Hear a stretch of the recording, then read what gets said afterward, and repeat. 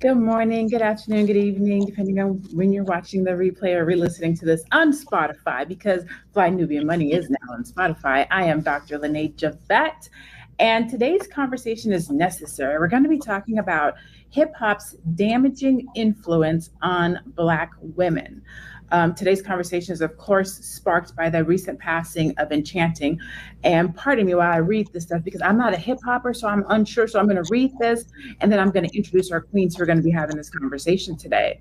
So we're discussing the complex relationship between Black women and hip hop, addressing themes of hypersexualization, societal pressures, body image, and the influence of drug and alcohol. With the recent passing of rapper Enchanting at just 26 years old, it highlights the challenges that Black women face in the industry.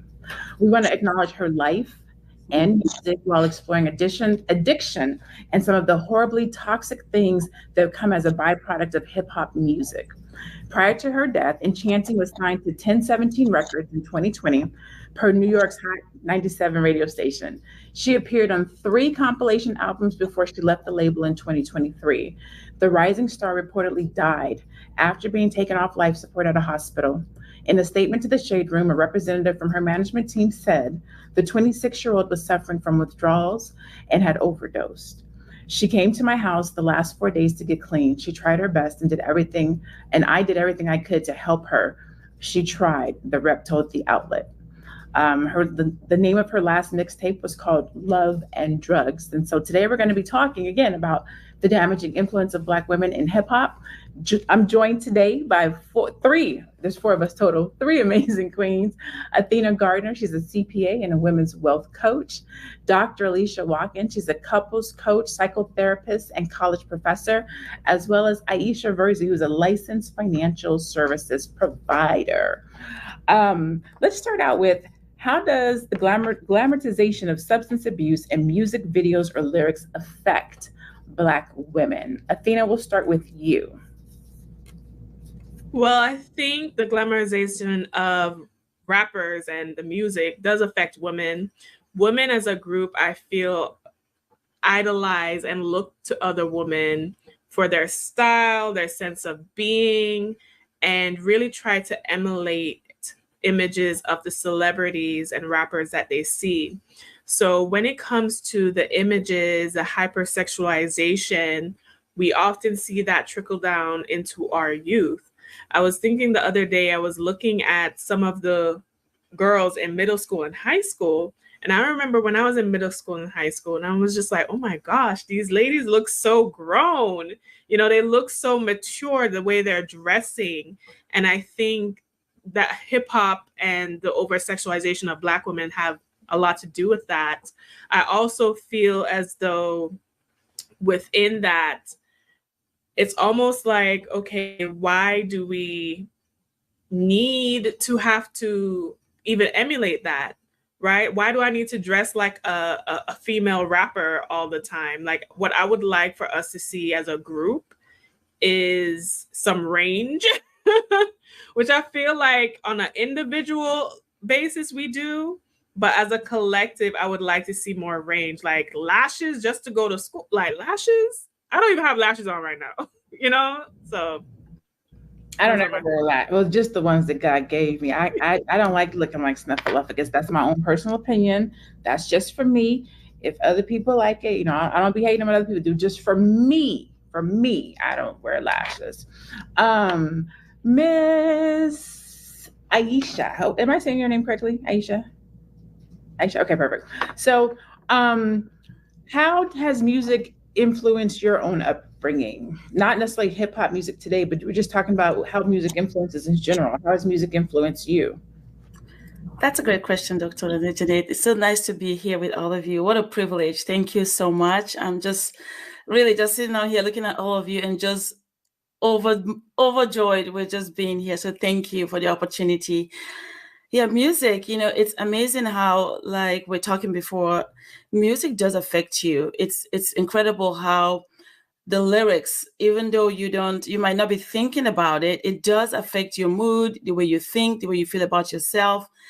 And growing up back home in Nigeria, I'm from West Africa, Nigeria, music is a huge part of our culture. We sing songs of praise, songs of celebration, and just songs of thanksgiving. But in today's world, it's so different. When I grew up, it was more of something of joy and celebration, and again, praise. And when we do that, we're laughing, we're happy, we're dancing, and it's also edifying. It edifies who you are. It celebrates who you are. It's not denigrating. It's not disrespectful. With today's kind of music, though, is so different. And I also don't listen to those music because I understand how powerful it is when those lyrics, what it does to you. But so grateful that growing up, the kind of music we listen to are the ones that uplift your spirit. Again, when you're celebrating life, you're thanking God, you're celebrating what God has done for you. So there's this joy that is not to disrespect your culture or yourself or others. That is not what we do with music. So that is what music has done for me personally, and I continue to stay on that lane till today. I agree. Music has always been my go-to. Almost every morning I put my gospel on, so it sets the tone for my day, what I'm listening to. So my mindset is good and it's pure, and I'm ready to tackle the day. When I'm frustrated or irritated, I have a playlist I play for that. When I'm feeling like my heart is broken or I want to feel in love, I have love music. So music really does take us different places. And I want to talk about that with you, Dr. Alicia. But before I do, I want to talk to the chat. What are your thoughts on the influence of hip hop on Black women? And if you're a Black man in the chat, we can just make it. What are your thoughts on the influence of hip hop on Black people, right? Our conversation is Black women, but I think it can be broader than that. What do you think about it? And if you have children, do you let your children listen to hip hop today? Dr. Alicia, can you discuss the link between the societal pressures that are amplified by the hip hop culture relative to the music that we're listening to, the risk of substance abuse, over sexualization that's coming through the music? Can you address that? Thank you, Lene. I mean, it's such a great question. I mean, we know that the glorification of these risky behaviors in hip hop, I mean, that's really what we're talking about. Like the issue with the substance abuse. I mean, it is promoted as a coping mechanism. And although I happen to teach a class on substance abuse, and 93% of Black women have no substance abuse issue. But, for that 7% that do, it just makes you wonder, like, what's going into some of these, the disconnect between the reality and what you see portrayed in real life. Now, the issue that I have with these images is that this promotion of irresponsible alcohol use coupled with promiscuous behavior, I think has detrimental effects.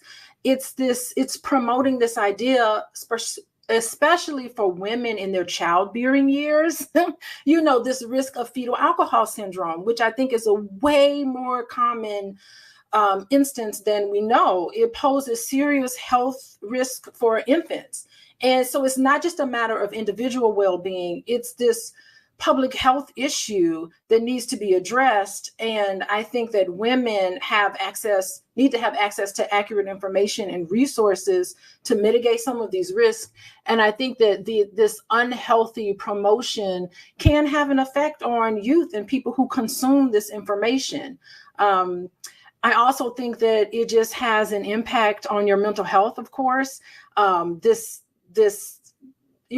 of you all kind of alluded to it, Aisha, and even you, Dr. Lene, about how the music affects your mood. It affects, how you interact with the world. So it's just interesting. My first introduction into like acknowledging the influence of music on your subconscious mind in particular.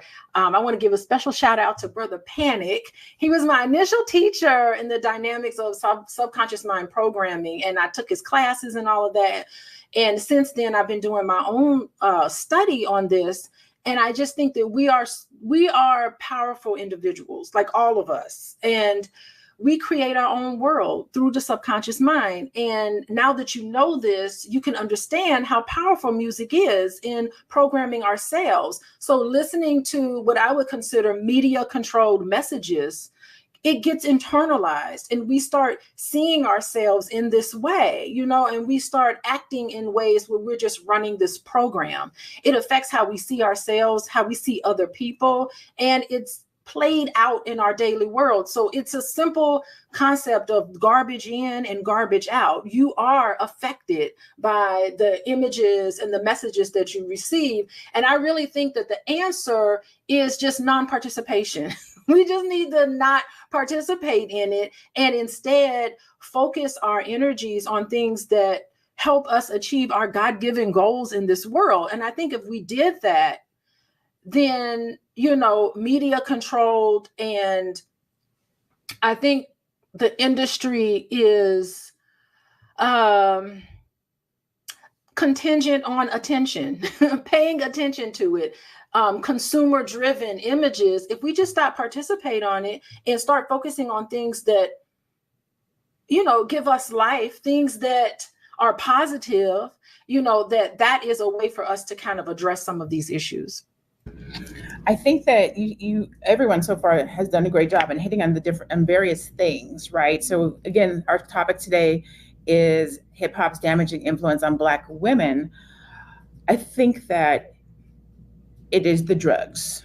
I think that it is over-sexualization. I think that it is the body image, the image of the body, right? We're seeing a lot of the surgeries that are being done. So there's the self-image. There is just various stereotypes that are being played out through the media, through the music. And then there is the desensitizing that's happening through the music, because we're saying things, we're speaking certain lyrics because it has a good beat. Molly Percocet, we're just singing it, we're talking about it. And people don't realize that what they're saying is registering, because we know that you have the power of life and death in your tongue. So when you speak things, whether you're affirming or not affirming, that's resonating in your aura.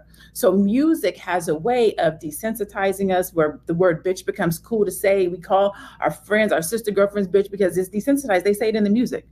Going to get BBLs, it's natural now because somebody else has it. This person got it, so I need to have it too. Media, music, messaging, marketing comes to us through those things, and it happens to Black women, and it's happening to our youth because our youth have access to social media at a much younger age, so they're seeing it, and it happens to the best of us. Can we play that clip, the clip with Nicki Minaj talking about how and or why she got her BBL? Or and remember, social media was just beginning when I started. So I was like everybody. I was a lot of people's guinea pig. I was one of the first people to be shitted on the internet, on social media, like non-fucking stop. Every day I would go on, and it was some new story, made up story, or bad picture, or it wasn't acceptable to have surgery at all or anything, even though, and at that time I had never had surgery. I had ass shots, which till this day I realize, even what I did, and even with me not consulting with anyone to do something like that, how insane that was. Like, it's not that you go to a doctor, a professional person. No, it's some random person. Yeah, shorty in the Bronx. Comes in. I was in Atlanta at the time. And actually what happened was I kept on being around Wayne and them. And at that time, Wayne, he always talking about big booties, and Wayne would have like a new chick in the studio every session. So it was always a new big booty. Creative support. That's what I like to call it. A new big booty there. A muse. Right. Actually, yes. Actually, it was. They were his muses. You like to look to the side and see something with some ass sitting there while you're trying to come up with a line. That's right. And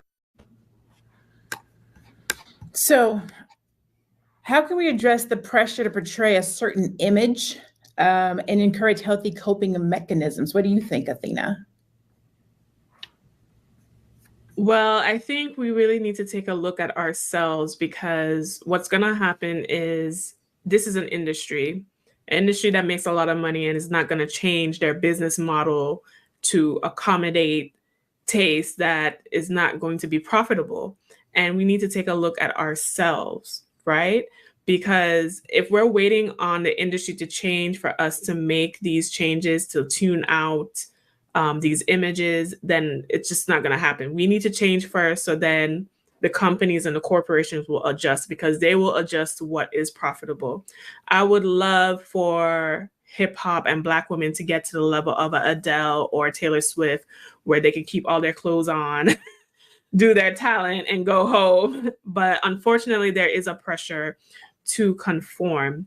Now, the solution would be on your individual level of wanting to curate the image that you want to present in the world and be respectable. But to be honest with you, we have other options of role models in the industry, like Rhapsody, or people who are fully clothed, have positive lyrics, right? Versus, I guess, would be the Cardi B's and the Megan Thee Stallion.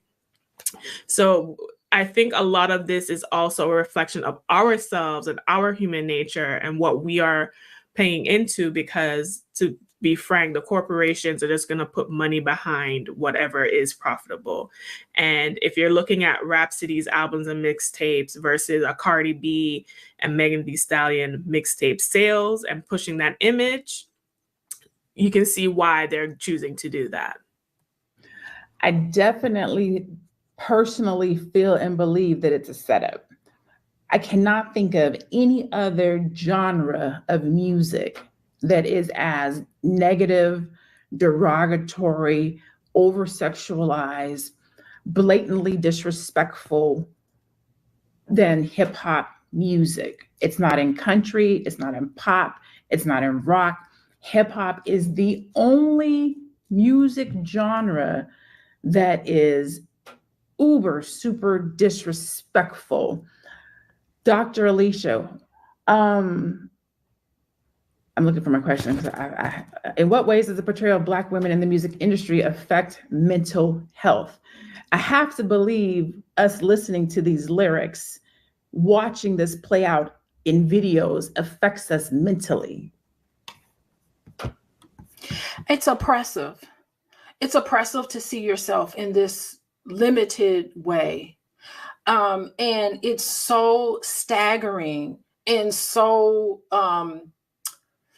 pervasive. There's no range of images that you see in terms of women in hip hop. And it did not used to be this way. I mean, I am so fortunate enough to be there during the birth of hip hop. It was positive.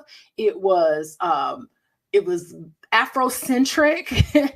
It was, it was something that was uplifting. It told a story about what was going on around us. It was really our voice to authentically talk about what was happening here. And since this is before hip hop became controlled, right? This was just pure coming out of a very unique setting for Black people to tell their story. Now it is so ultrally controlled that all you see is Black women, and not even just in hip hop. I'm talking about Black women in media.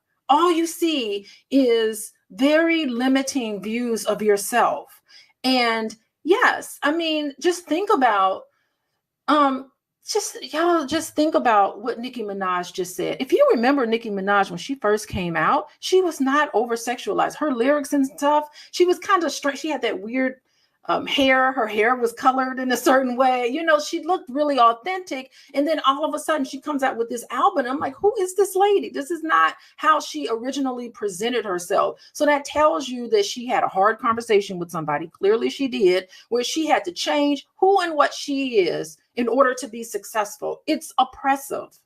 And yes, it has an effect on your mental health. I mean, listen to what she said. She don't sound empowered in that conversation with that man. She didn't sound like she was being authentically herself. She didn't sound as if she was actually putting out music that was congruent to how she felt inside. It sounded oppressive.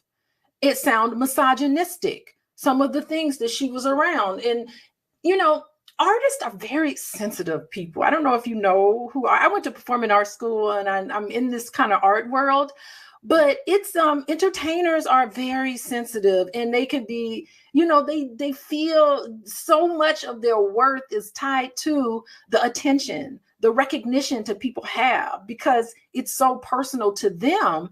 And I can't imagine not being your authentic self, putting something out that you know is not congruent with who you are, and then getting accolades for that, for being inauthentic, for being what someone has told you to be, therefore you can be successful. I can't imagine how terrible that feels, not only for us to see ourselves in that way, but for these artists and what they actually go through. Yes, it has an effect on your mental health. I mean, just think about putting your self-worth on how you look. So that means that you're going to be happy if someone compliments you, not on who you are as a person. Oh, you're a very great person. You're a genuine person. Yes. No, they're going to compliment you on these superficial things. And knowing how empty you might feel inside, because you're like, you know what? The world doesn't see who and what I am authentically. And I get the pressure. It's a very dynamic situation. The entertainment industry is, you know, a business, and you have to be savvy in how you operate in this business. But the impact that it has on your mental health in the end, just the depression that can come with being constrained, you know, the anxiety that you feel because a bad picture of you, or people, what Nicki Minaj talked about, the negative comments that she got online. That is really a real thing that happened to her. You know, in all of these things, how can you feel good about yourself and feel sound and know that you are living your life's purpose when you have all of these constraints? Erykah Badu said it best. She says, I'm an artist and I'm sensitive about my shit. And that's the truth, right? I think any artist, I'm an entrepreneur, and I can say the same thing. Whenever you are sharing your world or your art with somebody, it can be sensitive, right? You also talked about early music. I'm going to reset. I'm in a hot second, but you also talked about early music, and it was very different. It was very positive. It was uplifting. Danette Mitchell says, when I was growing up, we had ratchet music. However, in the Black community, we kept it underground and elevated positive music. This is when we owned our own radio stations and music stores. I can remember listening to a Tupac who's going to give you a little bit of ratchet, but give you something to think about. Dear Mama or Brenda Had a Baby, KRS-One. So you have a nice mix. Today's music, it's all pop that P, look at my P, suck this, bitch that. Like, there's no love music. There's no community.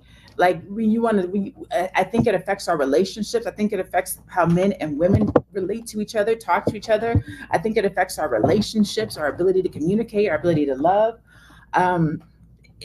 Music is so powerful and influential, much like this conversation that we're having today about hip hop's damaging influence on Black women, right here on Fly Nubian Money, which we do every Monday through Friday at 1:00 p.m. Eastern. You can catch us here.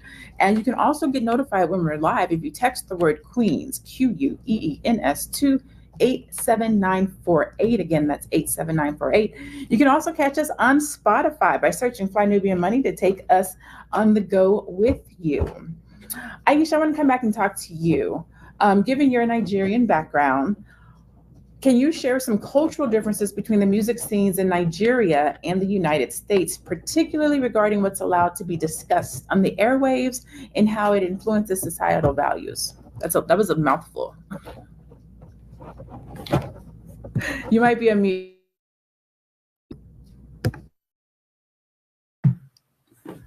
Sorry about that. That's such a great question. And just listening to Dr. Alicia talking about the mental, how it affects us mentally.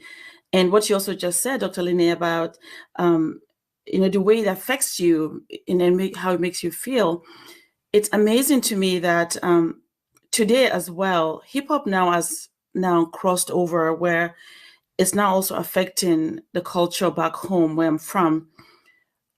I just recently had a visit back home, and I came back when I was there visiting, and some young people were talking, and I couldn't believe what came out of their mouth. And I know it's because of the hip hop culture and what they were listening to. They were literally referring to the African Americans with the N-word casually. I stopped them. I said, do you understand that this is unacceptable? But because of what the pop culture says, so they thought it was normal to speak like that. I was mortified, and I had to correct them that please do not speak like this. It is unacceptable. Again, because the music business doesn't care. They now are spreading all over the world, especially now in Africa, where our music for us was for praise and gratitude and celebration. Now it's becoming abusive. It's becoming abusive because you're watching as they're selling these products to them, and they're listening. Is now becoming what now they think it's okay. So when I went and I was visiting and I heard that, I literally stopped them and corrected. I said, no, we're not going to do that here. This is not what we're about, because you think it's funny, or you think that is what you watch, and as you're watching these videos, it is not who we are. So ladies, it is crossing over.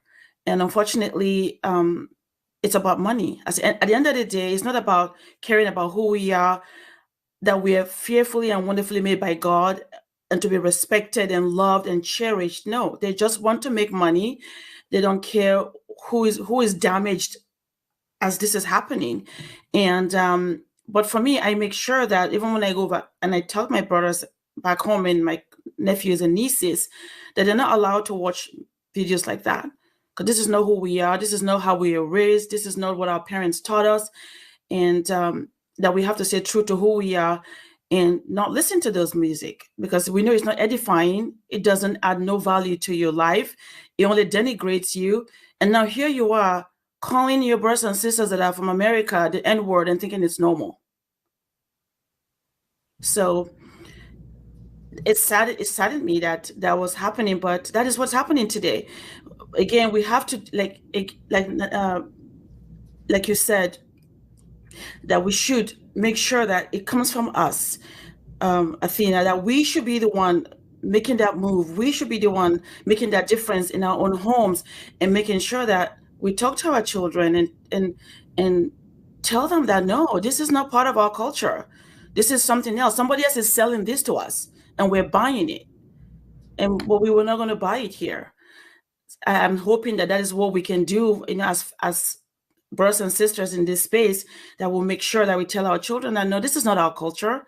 This is not how we're supposed to talk to each other or refer to each other, especially our women. An African woman, oh my goodness, she gave birth to the world. I said, you know how powerful you are. You give birth to the world. And now they're denigrating you with music by your own people, by your own boys and your own men, and think it's okay. It is not okay. It is not okay, because then you're allowing other people to look at you that way. And what a lot of times what the youth, and we can say people, but mostly youth, don't realize is the verbiage, the language, the lifestyle, the drugs, the over-sexualization. A lot of this stuff, the people who are rapping about it, they don't even do that. Some of these people come from two-parent homes, good homes. They were like the life that they're rapping about, the image that they're portraying, they don't actually do in their real life. We're going to go to this video from Future talking about lean and the fact that he actually doesn't even use it. So let's cue that video.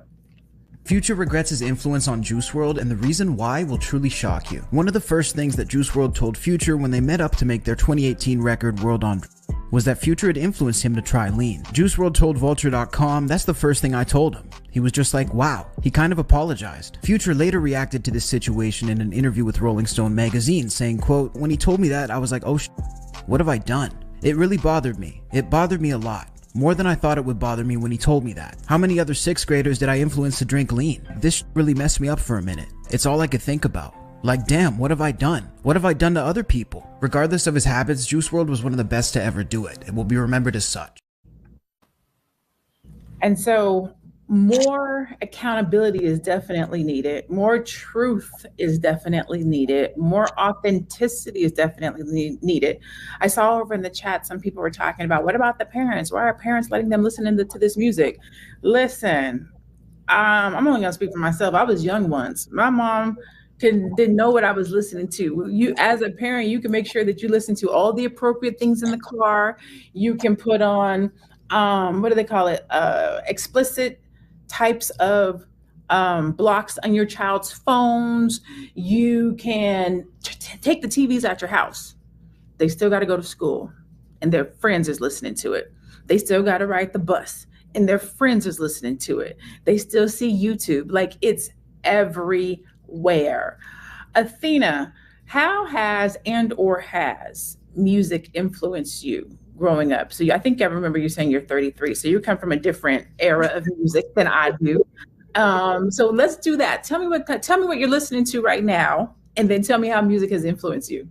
Well, I have a very eclectic musical taste. I am from the Caribbean, so obviously reggae and dancehall is a very big influence from there. I also listen to classical music. I listen to hip hop. I listen to pop. I listen to ratchet music. I'm going to sit here and be honest on the panel. I do like some of the artists that we have in question. I do listen to Cardi B. I do listen to Megan Thee Stallion.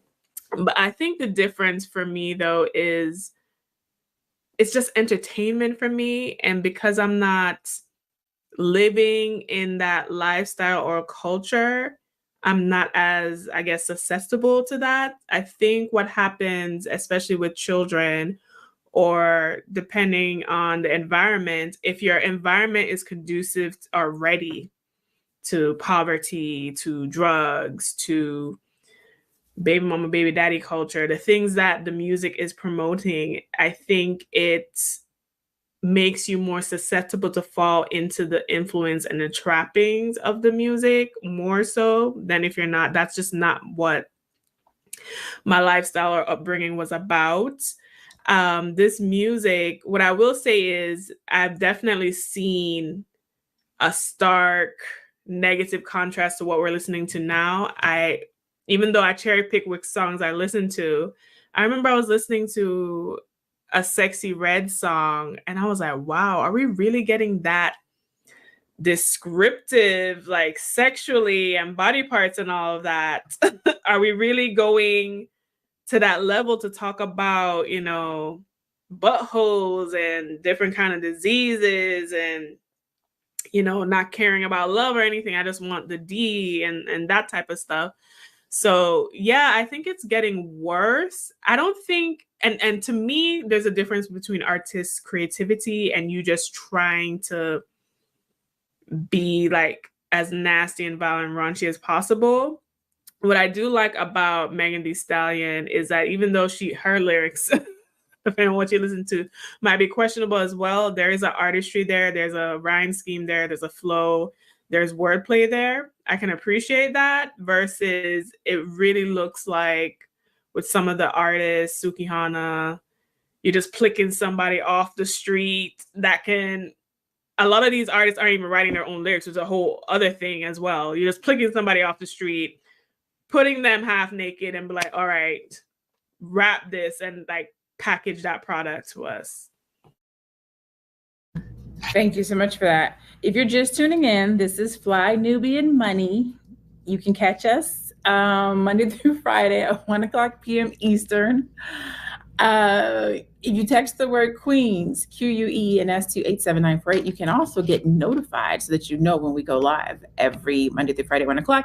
If you miss us live, you can also catch us on Spotify. Make sure that you search for the word Fly Nubian Money and you can find us there. You can also get free resources, courses, and more if you go to the link down there, flynubianmoney.com.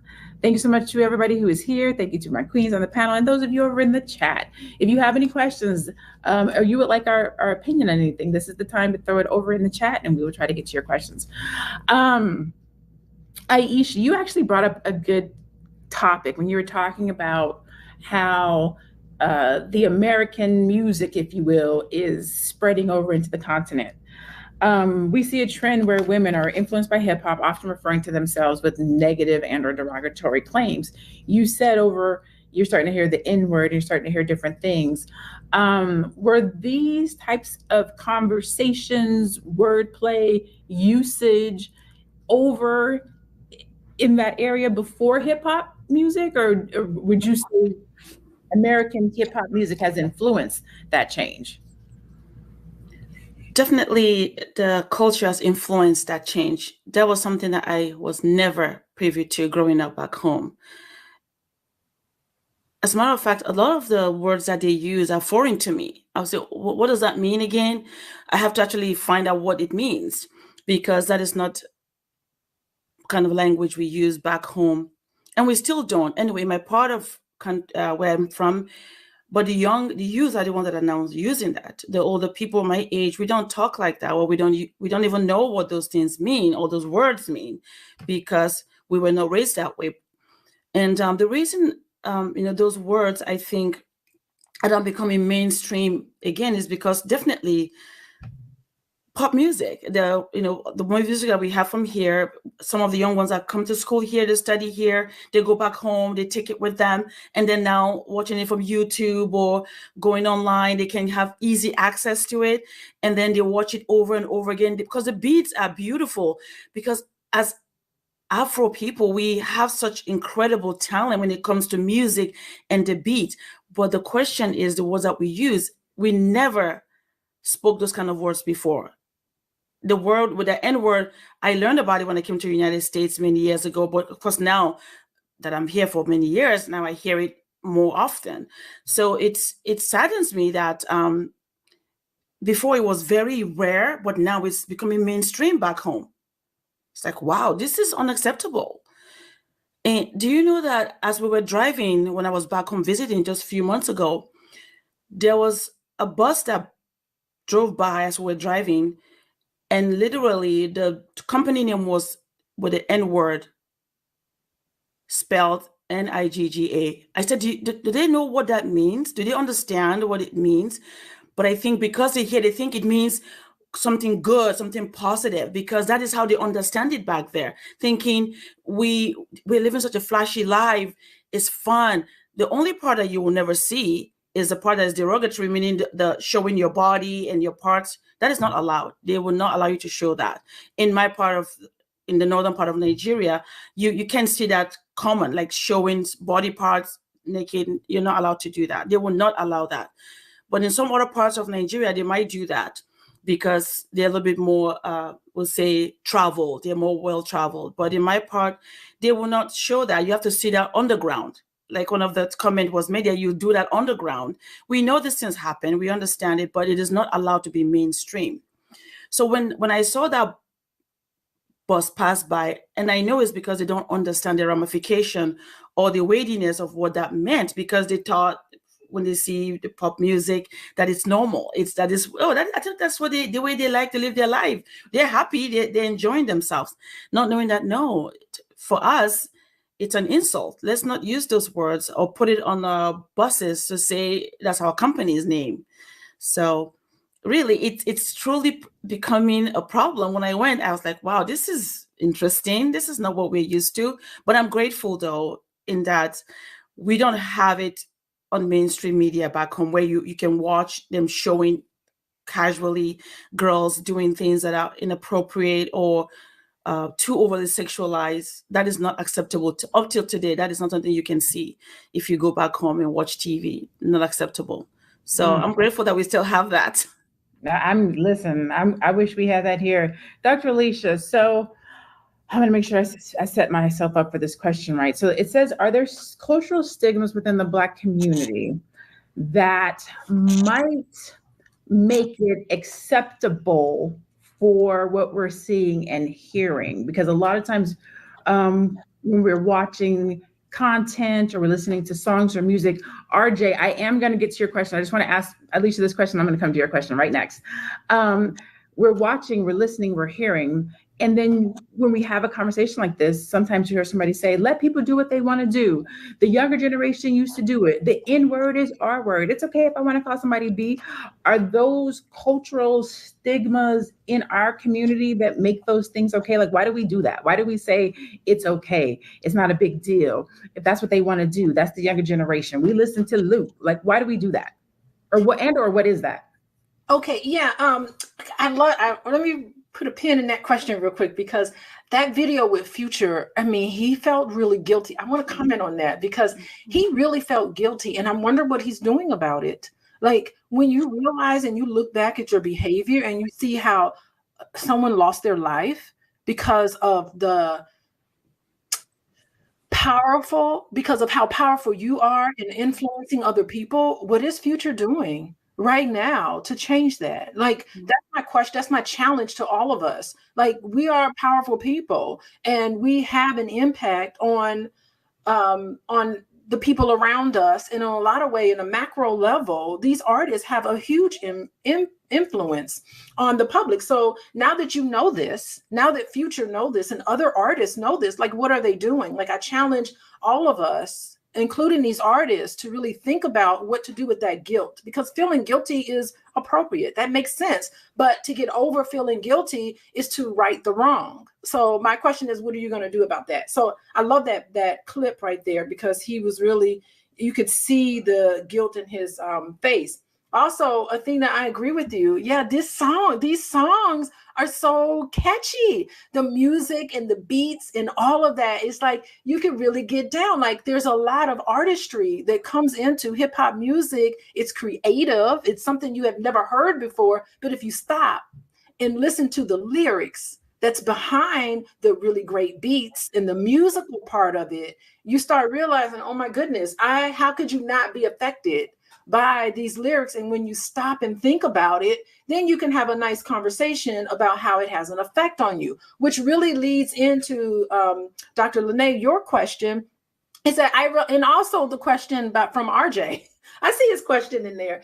Like, with my children, I'm realistic. I understand that I cannot cut them off from society, right? I can put limits on what the type of information they consume, but I am realistic in knowing that I can't stop them from listening to it. So if I see my children, any one of my children, listening to lyrics that is incongruent with our values, I have a conversation with them about it. I say, what do you think about what that person just said? And I'll stop. It's a teachable moment for me and for them to be able to say, okay, what do you think about that? Like, tell me what you think. And if parents have that conversation with our children, that's how you fight it, because it's not going to have an impact on your subconscious mind if you are consciously, on a conscious level, thinking about your thinking, thinking about what's coming into you. And if you have a conversation with teenagers and all consumers of this music, they will tell you, they will say, I think that's really terrible. Good grief, I can't believe this person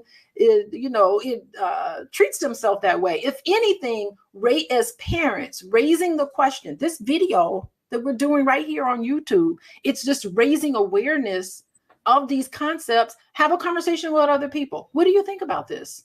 Is this who and what we are? Have you noticed that our images are controlled and seen and very derogatory? What do you think about the misogynistic perspective in the lyrics of music? All rap music, I have yet to see a lot of it that's promoted in media. The lyrics of those music, it's hatred toward women.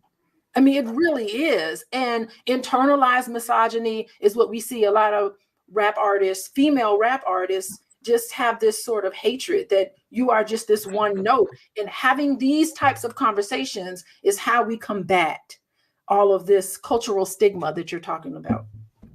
Great. Thank you so much. RJ, so RJ's question was, my question is, do you think younger folks in my generation should be encouraged to listen to music that my parents were raised on? Absolutely. Yes. I think that there is something in passing down music from generation to generation. One, you don't lose, right? If I talk to somebody right now and be like, who is Luther Vandross? They won't know. Like y'all don't know who Luther Vandross is. Y'all know who the five, like, have you watched the Five Heartbeats? Like what do you understand about music? The other thing is they're listening to this music today, and they don't even know that they're remakes. Like they're what do they call? What is it called when they samples? They're samples. Yes, they're sampling old music. So this song that you're grooving to that you think is the stuff, that's from like 10, 15, 20 years ago. So to have a good understanding of music, but also old music is old music. You can learn something. You're going to hear something different. You're going to feel something. So yes, I do think that. And then the other question from Danette, how do we fight against negative rap music as a community without being accused of practicing censorship or stifling an artist's creativity or messing with someone's money? Athena, how would you like to answer that question? How do we fight against negative rap music as a community without being practiced or messing with someone's money? Listen, money is going to go where it finds value and where money is a reflection of people and their values. So we can't control messing with somebody's money. What we can control is, as a people, what we decide to do. There are artists, R&B artists, rap artists, hip hop artists that push a positive message, that have positivity, that does not get as much shine. I know when I was attending ABC, D1 was an artist that was there and that is doing a lot of positive things. Rhapsody is another artist that is doing a lot. So it really is a reflection of us as a people. And that's why I said we have to take accountability for what we indulge in and promote when. So if we were to say as a group, you know what? We are only going to support artists that have positive messages and images. We are only going to support artists that reflect certain music, and we're going to put our streaming time and our dollars behind that. Guess what these record companies would do? They would switch it up real quick. They would switch it up so fast. You'd be like, how did they even do that? Right? Now, every once in a while, artists will break through on creativity. So I'm even thinking of an artist like Missy Elliott. Such a huge Missy fan. I'm going to see her on tour next month, by the way. So I'm really excited about that. Busta Rhymes, okay? And not to say that they didn't have content that was salacious, because Get Your Freak On is definitely salacious. 1 Minute Man is definitely salacious, but it was not on the level of the, intense, graphic, sexual nature that we have now. What I do miss about hip hop is more so when what things were implied or innuendo. So even if you liked a song, unless you were of that age or you knew what that was, it kind of went over your head. Like some of the songs I listened to from back in the day. So like I was listening to Mariah Carey's Honey. If you listen to the lyrics, I'm like, oh my God, this song is totally about X, Y, and Z. But I didn't know because I was a child, but maybe it was good that it was innuendo. So the adults knew what it was, but the kids didn't. So I think we need to merge back to that. And I think we need to put our focus and attention on artists that we support as a community. But like I said, this issue is a community issue, and we have a hard time galvanizing behind anything. So until we galvanize in that way, we'll continue to be oppressed. I like that. Aisha, what music are you listening to today? What kind of music do you listen to? I listen to spiritual music. Mm-hmm. Okay. What kind of music? Do you have children? Yes, I do. What kind of music do your children listen to? Do you let them listen to hip hop? Do they listen to hip hop? No, I don't let them listen to hip hop music. My son does listen to rap. He likes Kendrick Lamar and some of the artists in that genre. So but I talked to him about it. We talk about it. I said, so what kind of lyrics are you listening to? What are the words? And sometimes he'll laugh about it and tell me, yeah, this is, but I say, well, I hope that you understand that music does affect you. So be careful what you listen to. But I'm like Dr. Alicia. I know that they will be exposed at school. I am very realistic about it. It's just to have that conversation consistently about that. But in my house, I listen to Christian music and everything, and they didn't make fun of me. Oh Jesus, because they make fun of me all the time, but that's okay. But they understand that that's important to me, that I value what I listen to, and they pick it up. They listen at home. They're hearing that, the word of God is important. And as you're listening, because I say we are in this world, but not of this world. As you listen to this, it's going to happen, but know also who you are and what you're about. So that way you have that balance. So you're not off. But for me personally, I listen to, really spiritual music. That's what I love. I used to love country music and the old hip hop, Luther Vandross and all those people, Michael Jackson. But now that I'm older, it's just Christian music that I listen to and allow them to listen to their music.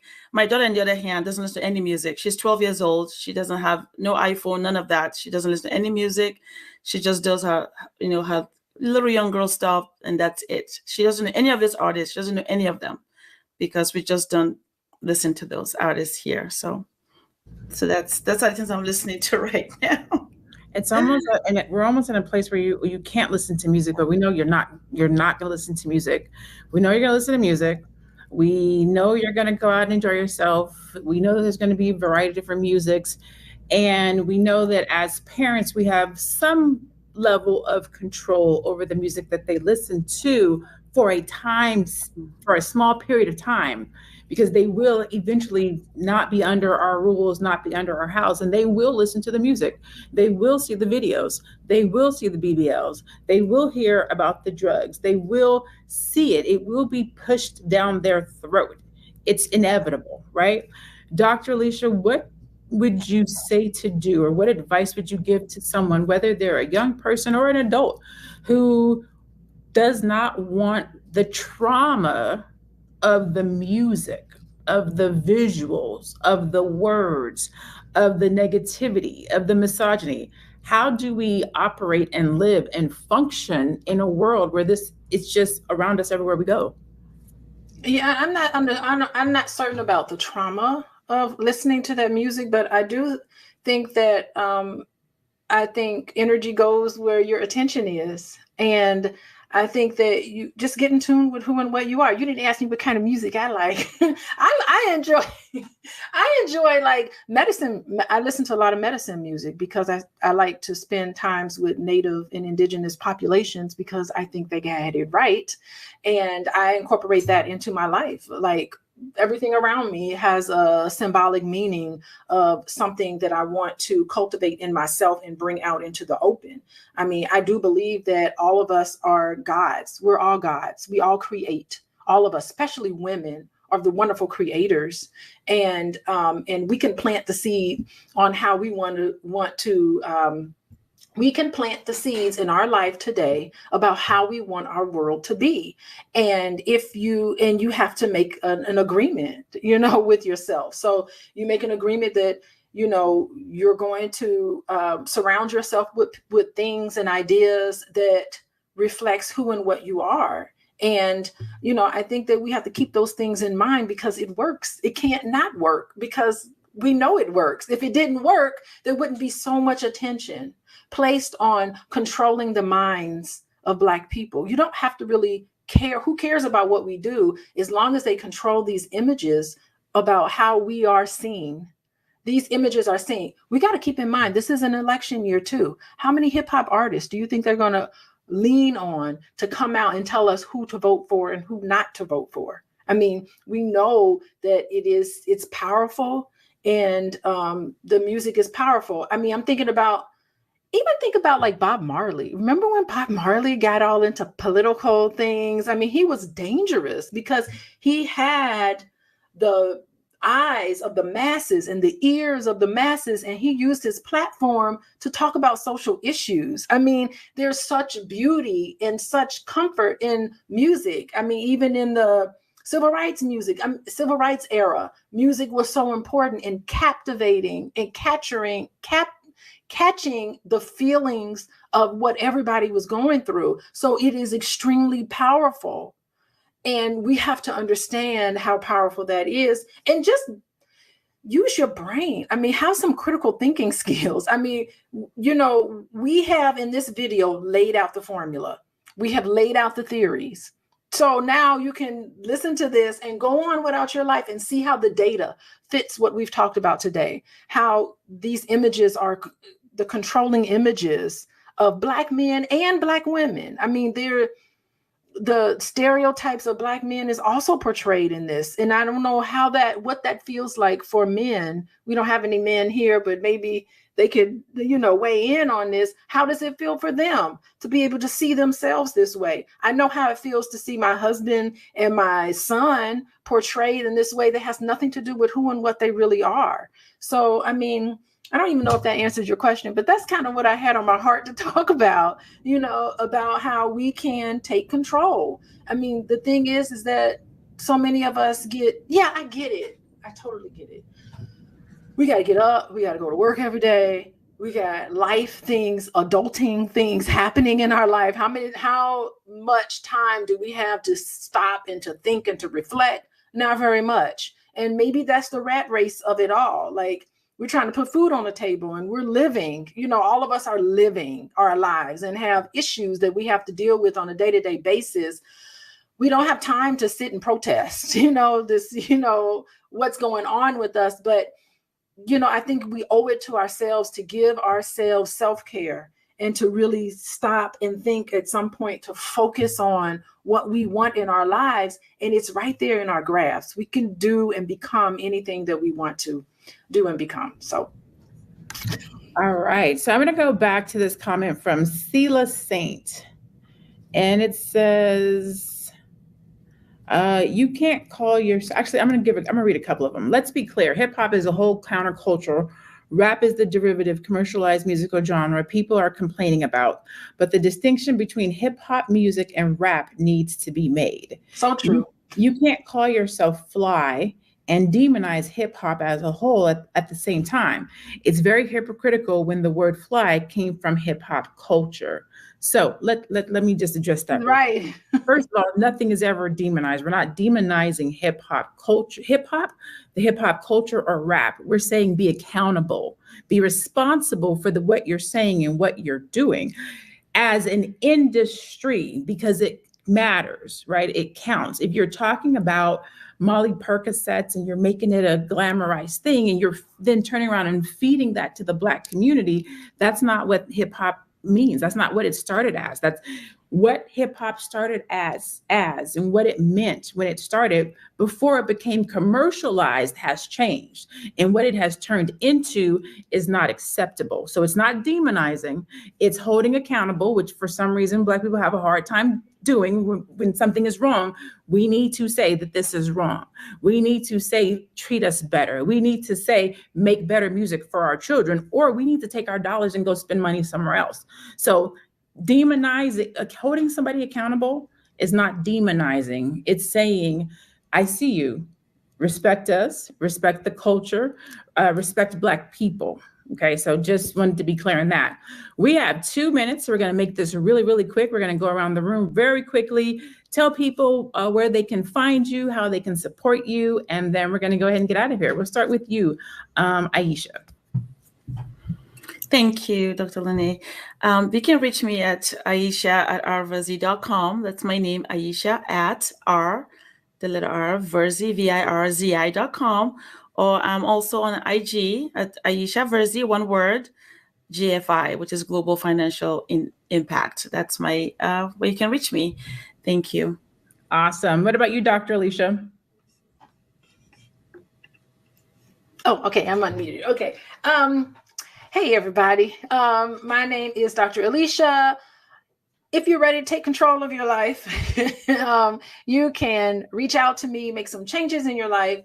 You can contact me at coachingwithdralicia.com. I work with couples. I also work with individuals and families. You can fill out my intake and I will reach out to you. If you want to follow me on social media, the best platform is Instagram at Coaching with Dr. Alicia. Great job. And last but not least, Miss Athena Gardner. Hi, everyone. It was so lovely to contribute to this discussion today about hip hop. My name is Athena Gardner. I'm a CPA and women's wealth coach. I help women level up financially.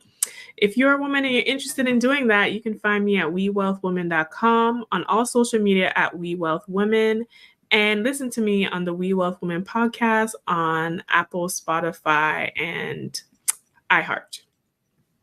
Awesome, awesome. Thank you so much for joining us today. I am Dr. Lene Javette. I am a monetization strategist as well as a business coach. I help Black service-based entrepreneurs who package and sell their expertise to brand their brilliance and triple their revenue. This is Fly Nubian Money. I'm going to say it again, Fly Nubian Money. And you can catch us at flynubianmoney.com if you are interested in getting some free financial resources, courses, or other things that are over there. If you want to be notified when we are online live every Monday through Friday at 1:00 p.m. Eastern, you can text the word Queens, Queens, to 87948, and you will be notified when we are live. You can also go to Spotify and search for Fly Nubian Money if you would like to listen to us on the go. Today has been a great day. We always appreciate you guys for tuning in, giving us your feedback. And you know what? Today I'm going to give a special shout out to our producers that do the stuff on the back end, that bring up the slides and make sure that your questions come up on the screen. So we want to give a shout out to our actual production team as well. But again, thank you so much for tuning in on today. We will see you guys tomorrow. Remember to stay blessed, be Black, and be one. We'll see you later. Bye-bye. Erica Badu said it best. She says, I'm an artist and I'm sensitive about my shit. And that's the truth, right? I think any artist, I'm an entrepreneur, and I can say the same thing. Whenever you are sharing your world or your art with somebody, it can be sensitive, right? You also talked about early music. I'm going to reset. I'm in a hot second, but you also talked about early music, and it was very different. It was very positive. It was uplifting. Danette Mitchell says, when I was growing up, we had ratchet music. However, in the Black community, we kept it underground and elevated positive music. This is when we owned our own radio stations and music stores. I can remember listening to a Tupac who's going to give you a little bit of ratchet, but give you something to think about. Where Mama or Brenda Had a Baby, KRS-One. So you have a nice mix. Today's music, it's all pop that P, look at my P, suck this, bitch that. Like, there's no love music, there's no community. Like I think it affects our relationships. I think it affects how men and women relate to each other, talk to each other. I think it affects our relationships, our ability to communicate, our ability to love. Music is so powerful and influential, much like this conversation that we're having today about hip hop's damaging influence on Black women, right here on Fly Nubian Money, which we do every Monday through Friday at 1:00 p.m. Eastern. You can catch us here. And you can also get notified when we're live if you text the word Queens, Queens, to 87948. Again, that's 87948. You can also catch us on Spotify by searching Fly Nubian Money to take us on the go with you. Aisha, I want to come back and talk to you. Given your Nigerian background, can you share some cultural differences between the music scenes in Nigeria and the United States, particularly regarding what's allowed to be discussed on the airwaves and how it influences societal values? That was a mouthful. You might be a mute.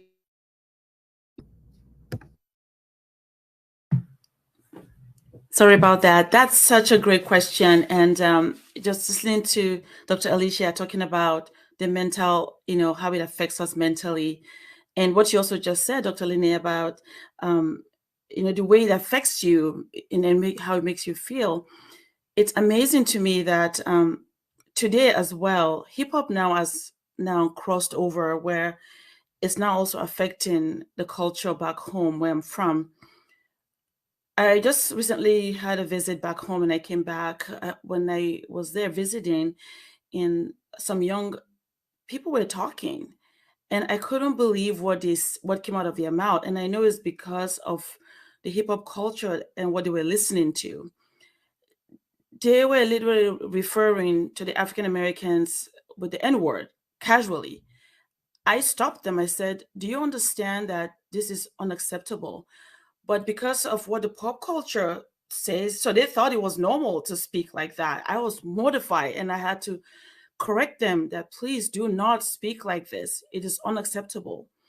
again, because the music business doesn't care. They now are spreading all over the world, especially now in Africa, where our music for us was for praise and gratitude and celebration.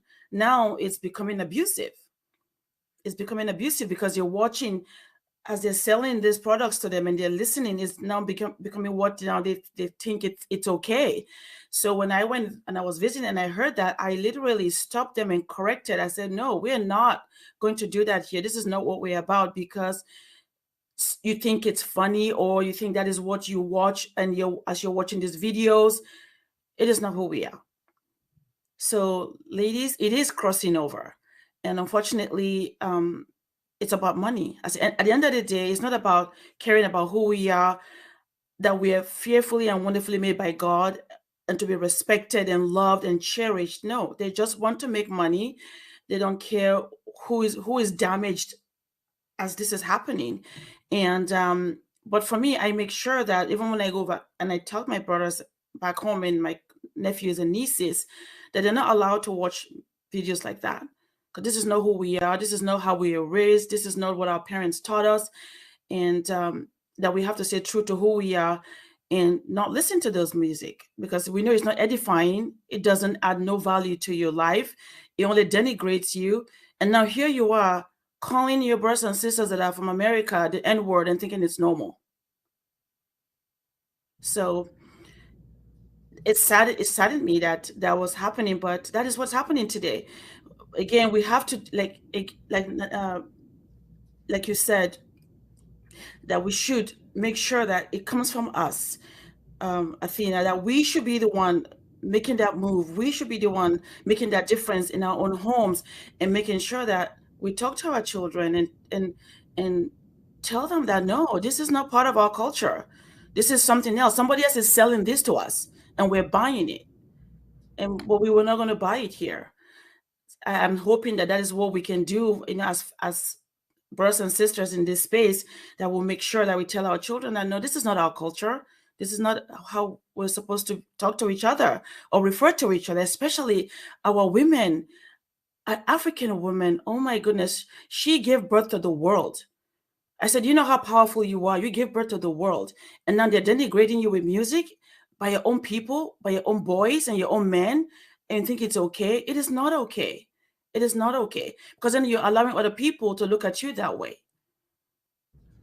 And what a lot of times what the youth, and we can say people, but mostly youth, don't realize is the verbiage, the language, the lifestyle, the drugs, the oversexualization.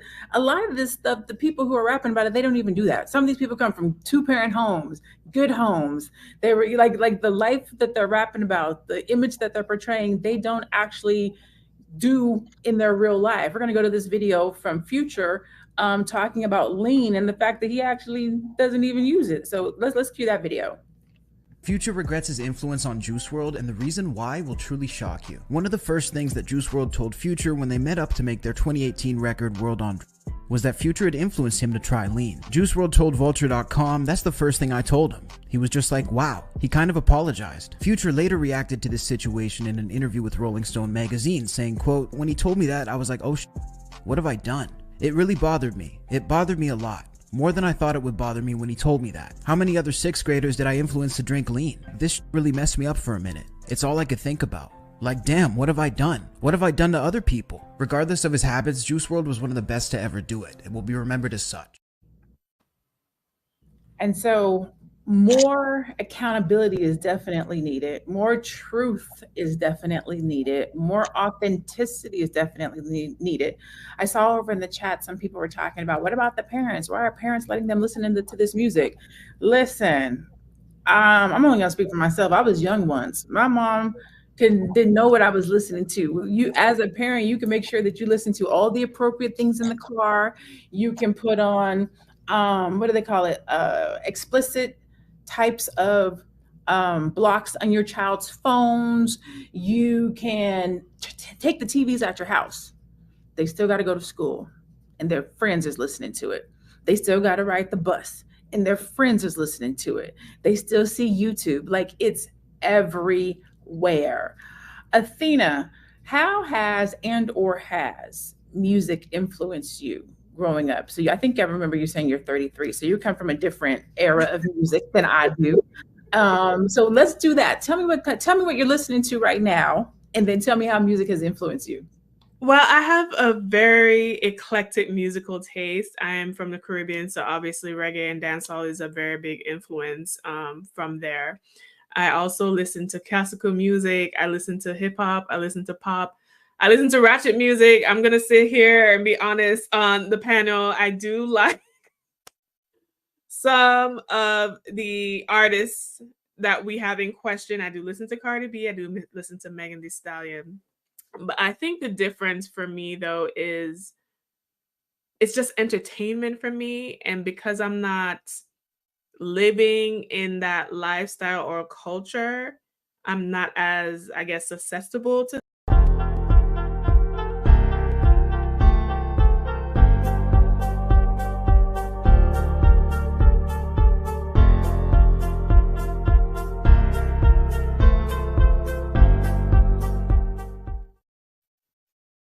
Welcome, welcome, welcome.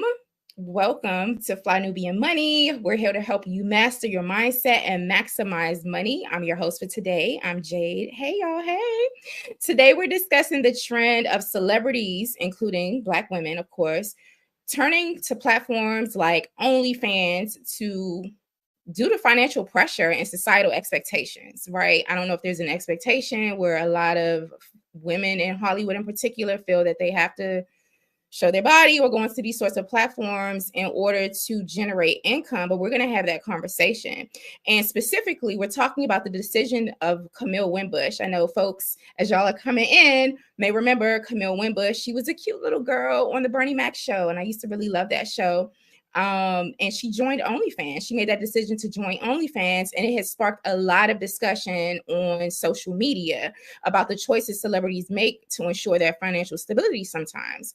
And so we know that Hollywood is known for its instability and fluctuating nature and all of these things creating financial anxiety for many people. So we're going to have this conversation today with our queens, Miss Athena Gardner. She's a CPA and women's wealth coach. Hey, girl. Hey.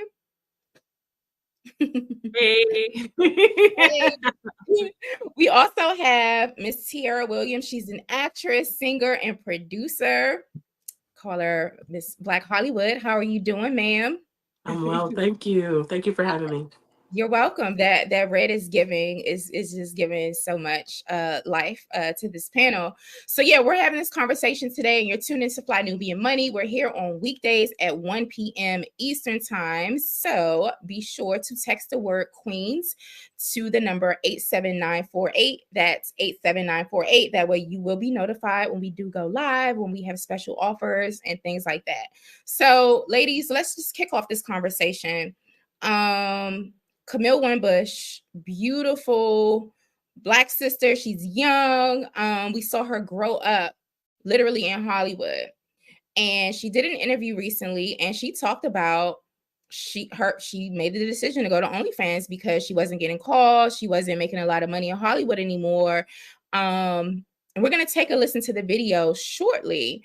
But I want to just sort of have a general opening question, a discussion about your thoughts on the influence of platforms like OnlyFans.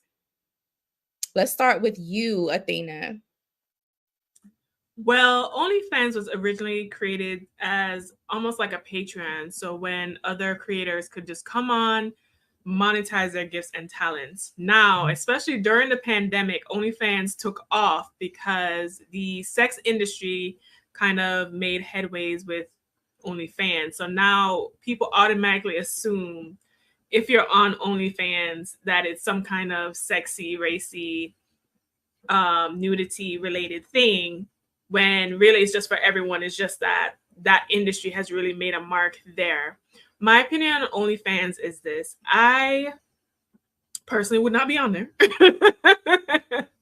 But for some women or men to make a way in this economy, I understand life choices may cause you to go down that path. And also I want to also shout out to the other creators who are on there who are doing wholesome things, like having cooking channels or spiritual channels or whatever they're doing. So in this scenario with Camille Wimbush, I want to talk about that in detail further. But I think initially when I saw the headlines, I was like, oh, girl. But after listening more to what she had to say and researching what she actually said, I'm fine with her being on there. Thank you so much. So yeah, Tiara, I wanted to get your thoughts on OnlyFans. What do you think the impact is, the influence of these sorts of platforms that are highly sexualized? What do you think the impact is on like popular culture and the Black community in particular? Well, that's a loaded question. You know, I didn't hear about OnlyFans. I knew nothing about OnlyFans until I heard Beyonce mention it in a song, right? Like she said something like, in demon time, I might start an OnlyFans. And I remember I was like, oh, well, what's that? Because it became so popular, people flooded to it. And I don't know if it was just because Beyonce said it, but I do remember that big how I found out about the platform. I've only associated that with sex workers. So, you know, somebody asked me not too long ago if I would ever have an OnlyFans. Probably not. And I would just say, just because what it kind of has come to represent, it wouldn't be a good look for me. You know, having a teenage daughter, I would never want her, even if it was for, I could host acting classes on there and I still wouldn't do it because what it has come to be associated with. You know, somebody's like, oh, your mom was on OnlyFans? You know, it's immediately somebody's gonna think, you know, I'm tooting and booting, and I don't want that. That's not what I'm looking for. So, you know, like Athena said, I think, you know, you got to do what you got to do, but I don't know if you got to do that. Like, just, you know, me working in Hollywood and me understanding the lay of the land. I've been here for almost 20 years of my life, and I've worked in this industry consistently, and I've never had to do anything provocative or sell my soul. I'm not saying that there wasn't opportunities to do so, but you know, you just be like, okay, I can't do this. You just gotta be. Well, we'll get to that, but for the most part, I just think that OnlyFans is not the only option. Thank you so much for that insight, and especially for as coming from someone who's lived in Hollywood and worked in Hollywood, you know, for 20 years. I'm sure there's a lot of temptation and things out there and offers. If you're just tuning in, we are having this conversation. The Bernie Mac show star Camille Wimbush went viral over the last few days with an interview that she did, and she was talking about her decision to go onto OnlyFans, and it sparked a lot of controversy. We're going to go to that video and take a look at it. In the meantime, make sure you hit the like button and subscribe to our channel. We're here at Fly Nubian Queen TV's YouTube channel, weekdays live at 1 p.m. Eastern Time. Oh, those Bernie Mac checks must have dried up, or like from a job 20 years ago when I was a 12-year-old. Yeah. Like, duh. Because we think the residuals are still coming through, though. I mean, they do, but it's not. I wasn't. Listen, if I was on Friends making $1 million an episode, yes, those residual checks would still be very nice. But as time goes on, they get smaller and smaller every year. You're not making the same amount that you were when the show was current per episode. Right. So, as someone who was just a kid, don't get me wrong, still making good money, but 20 years later, those checks are not sustainable for a living. With the industry being as fickle as it is, you can't count on any job to last or even to book a job. So, over the years, I have done regular 9-to-5s. Oh, wow. I owned an ice cream shop for 3 years when I was a teenager. Wow. And I funded that with my own money. I taught gymnastics to kids where I was making like $11, $12 an hour. So I've done that. Wow. But if I can find a way to make enough to buy a home from the comfort and safety of my own living room, why wouldn't I do that? Shout out to her. Shout out to everyone in the chat who's just joined us. We just heard directly from Miss Camille Wimbush, and she was talking about her decision to join OnlyFans. As you all are coming into the chat, make sure you just let us know what city and state you're coming from. Okay, now, Athena.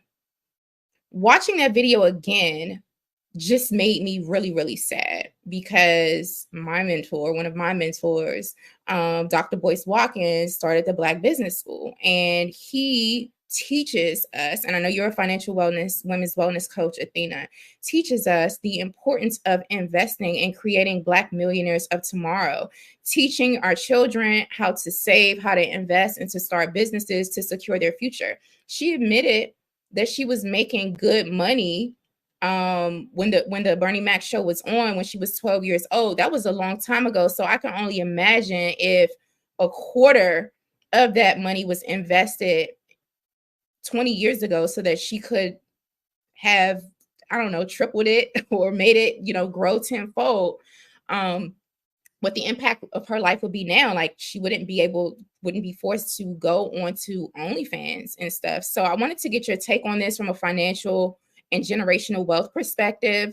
When I just listened to her speak, it made me sad in particular because I was wondering if she had anyone around her that would really help her grow her money and coach her financially.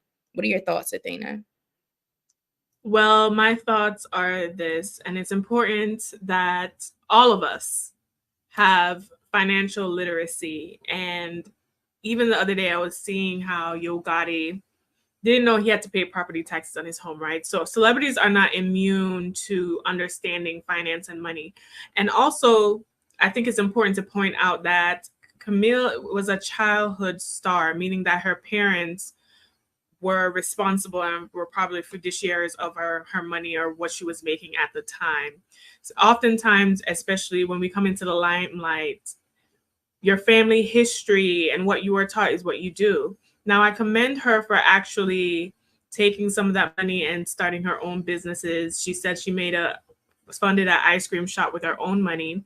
She said she tried to teach gymnastics. Sometimes it takes a lot. There's a lot that comes with business acumen and actually making a successful business that create cash flow. I know Dr. Boyce teaches that a lot on the Black Business School. I know I teach that for women on my platform as well. So even though you may have the money, trying to take the money and turn it into something else is a whole separate skill. So she may have had issues with that. And a lot of us have issues with that. What I will say is this: you are correct, Jade, in that if she probably would have even taken a quarter of that money, put it even in an index fund, and just let it sit and do what it was supposed to do, she probably could have been earning residuals. But according to what I've read online about her situation, if she has made $1 million off of OnlyFans, or she's making $50,000 a month off of OnlyFans, even then it might not have returned as much as she's making right now. So the OnlyFans thing is it's so enticing because of the earning potential that I can see how it can seduce someone into taking that option. Thank you for that analysis, Athena. Tierra, for me, this raises a larger question, and I would love for you to speak to this as a parent and as someone who's in the industry in Hollywood. This raises a lot of questions for me and anxiety as an educator about the adultification of children in Hollywood. Was she put in a position to be an adult, and was she expected to know how to do these things and to take on that role as a provider for her family? I wanted to get your perspective on that angle of this conversation. I'm not sure if she had to, if she had to provide for her family. But I know, just as having a daughter who is also in the industry, my daughter is 13 years old, and she's worked on shows like Abbott Elementary and just all of these different things. And I know that her dad had to take and invested a very, it's an effort to, take them to auditions, take her to auditions, take her and coach her. And we're doing that together. But it's a process.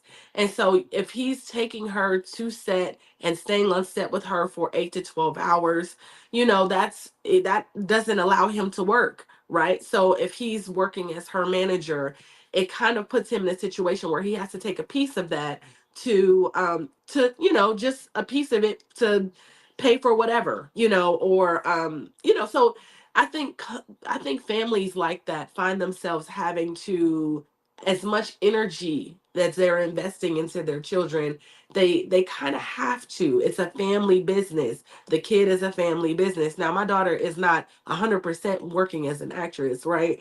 So we're not forcing her to be a child star. We don't That's not, because a lot of that is them losing a lot of their days. I remember she booked the show, and for the whole summer she worked on this show, and she was just like, I want to go outside. Kids there all day, they ran around, they had fun, but there was a part of her like, I just want to enjoy the summer. I was like, yeah, she should be able to enjoy the summer. I understand that she has checks coming in. So when she was done with that, we nested that. There was a time when my daughter had like $15,000 in her account, and we just nested it, and we started a savings for her, and we got her a vending machine, and just little things that we've started to do for her, but not taking any of her money, right? Like, not us taking money, but sometimes using that to reinvest into acting classes and stuff like that. So I'm not sure.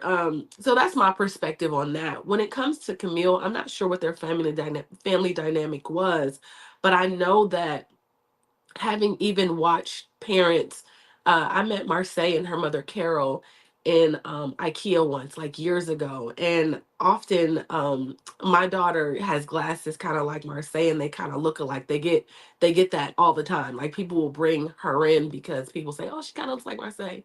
And so after that, I was able to kind of like not befriend them. They're not my friends, but like, I see them on Facebook, and I'm watching how they've made that into a family business. Her mother is with her 24/7. They are flying from here to there, to fittings, to this, to that, to that, and they started a production company. So like, Marseille is working, but like, you really see a lot of her mother's life being poured into, and I'm sure that was the plan, right, when they moved from Texas. But a lot of her life is poured into Marseille's life, so they have to benefit, they have to make money, from being their manager. So those are my initial thoughts. It's a lot of work. I mean, when I watch them, it's just like, wow, I'm tired and I'm just watching.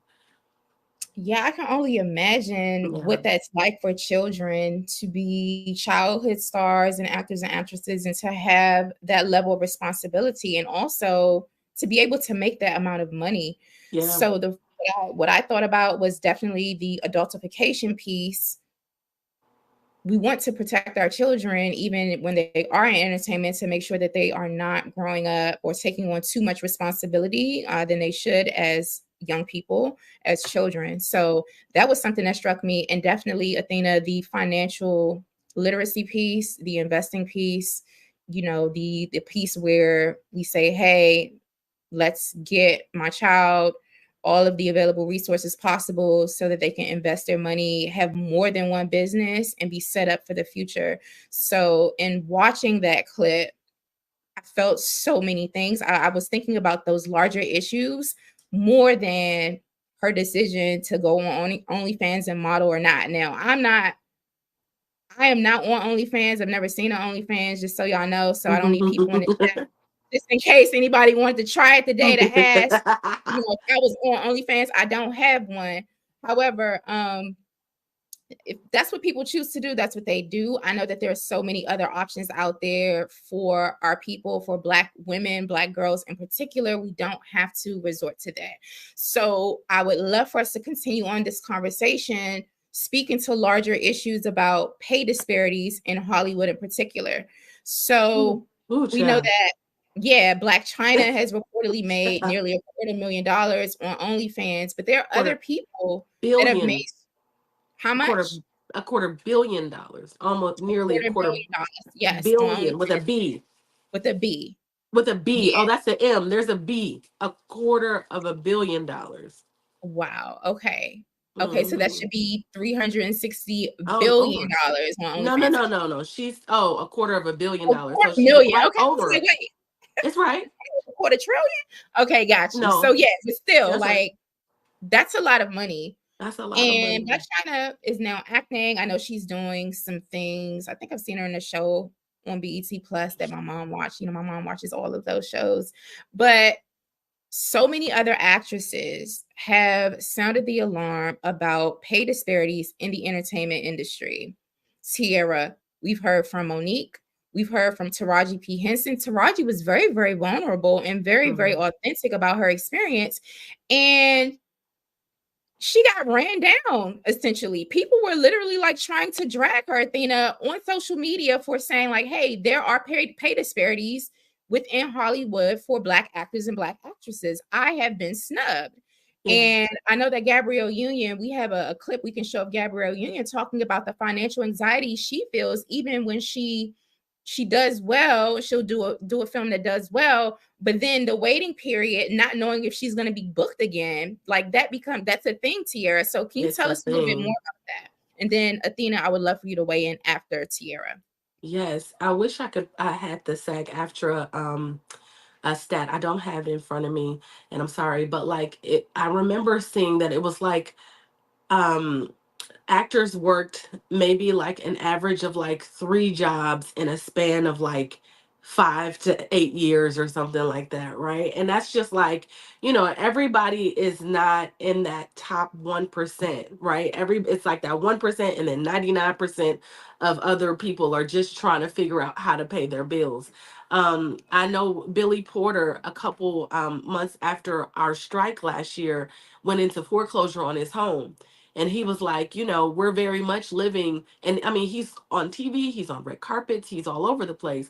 But I think he said something in his interview like, you know, if you don't have FU money, you're very much living from check to check. So like you're only 1 to 2 months away from financial ruin, and then in terms of like not knowing, you can have a show on television and running on television and not have no money, right? And like Camille was saying, her show probably still runs, but she doesn't get those residuals, don't look the same.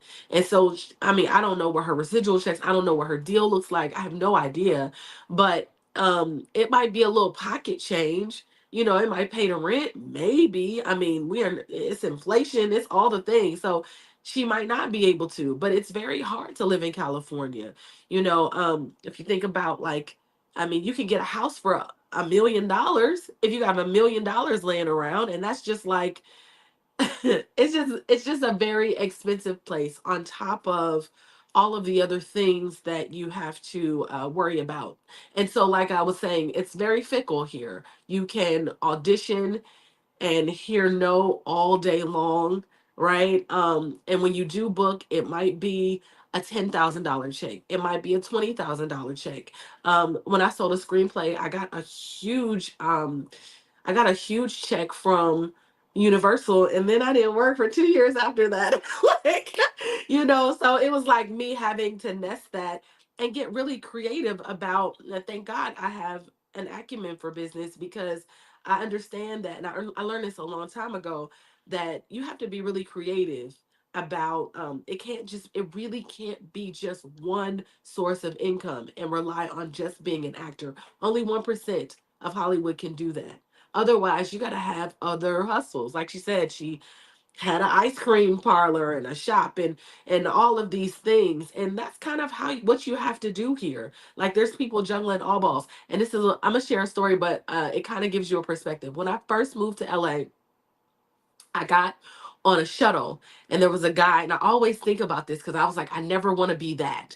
So I got on the shuttle. He was like, "What you do?" I said, "Oh, I'm an actress." He was like, "Oh, me too." Right as he's driving our bus, he pulls out this business card and hands it to me, and on there he's like posed like this, kind of like with his chest out. He kind of, what I'm saying, and it said actor, model, writer, producer, driver, like exotic dancer. I do kids' birthdays. Like it was like 12 things. And I thought that was the funniest thing. I was like, oh my God, I'm going to keep this forever. But he was giving me the game when I first, like, there's a part of that is really real. There was like 10 hyphens on there. But that's a real thing here. And I didn't learn that. Thank God I didn't have to do all of the things. But I did come here as an actress and a singer.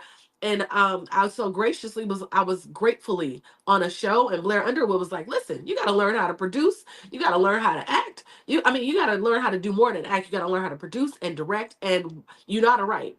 All right. I was like, okay. So I went and worked on, I worked as a producer, and then I got really hunkered down into directing and writing. It's a real thing, right? And so, you know, you just kind of have to be fluid in the way that you earn money. And that was a really long-winded, but I just wanted to share that and give you a real thing, a real glimpse. Because you can go in and audition all day, but you might not book. You hear no so often here, and you know what I hear in Camille's voice is like frustration. Like, you can't, you're going out, and even though I've been on television, people are saying no. People are saying no. There's not, Hollywood is structured differently. People are working a lot less. The business is still not the same since we were striking last year. It's not up. It's not up and running. AI is, people are not being paid well. It's all of the things, y'all. You have to, at this point, want to be an artist. You have to really want to work in Hollywood to work in Hollywood. You know what I mean? You have to really like go through a lot of things that kind of are soul crushing, if that makes sense. Like, you know, you have to, I don't know, another occupation where you can pour 20 years of your life into something and still not make it.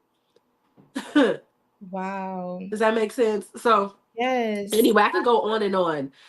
So I'm gonna shut up. No, that was very insightful. And if you all are just tuning in, we are talking about the actress Camille Winbush. She went viral this week for an interview she did talking about her decision to go onto OnlyFans. So this is the topic of conversation, and we're speaking largely about societal pressures for Black actors and actresses, but particular Black women actresses, and pay insecurity, financial anxiety, and societal expectations for women, especially to go onto platforms such as OnlyFans that, in my opinion, are very, very sexually exploitative. But hey, that's just my personal opinion. Anyway, Tiara, thank you for sharing your insight about Hollywood and the difficulties in Hollywood.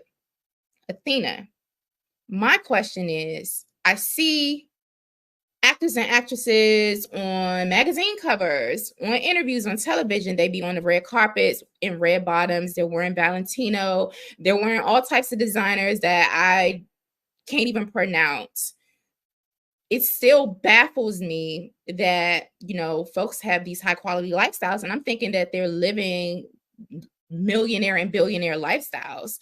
Can you speak to the point that Tiara made about, like, you can be on television and have a show and still be broke or living month to month and check to check?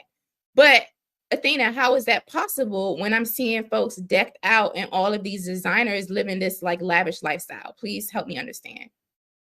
Listen, it is very easy to do that. We live in a society where image is so important. So as long as you look the part, you can kind of project an image that may not be real. So you could look like you have on the Gucci designer and your fridge has no food.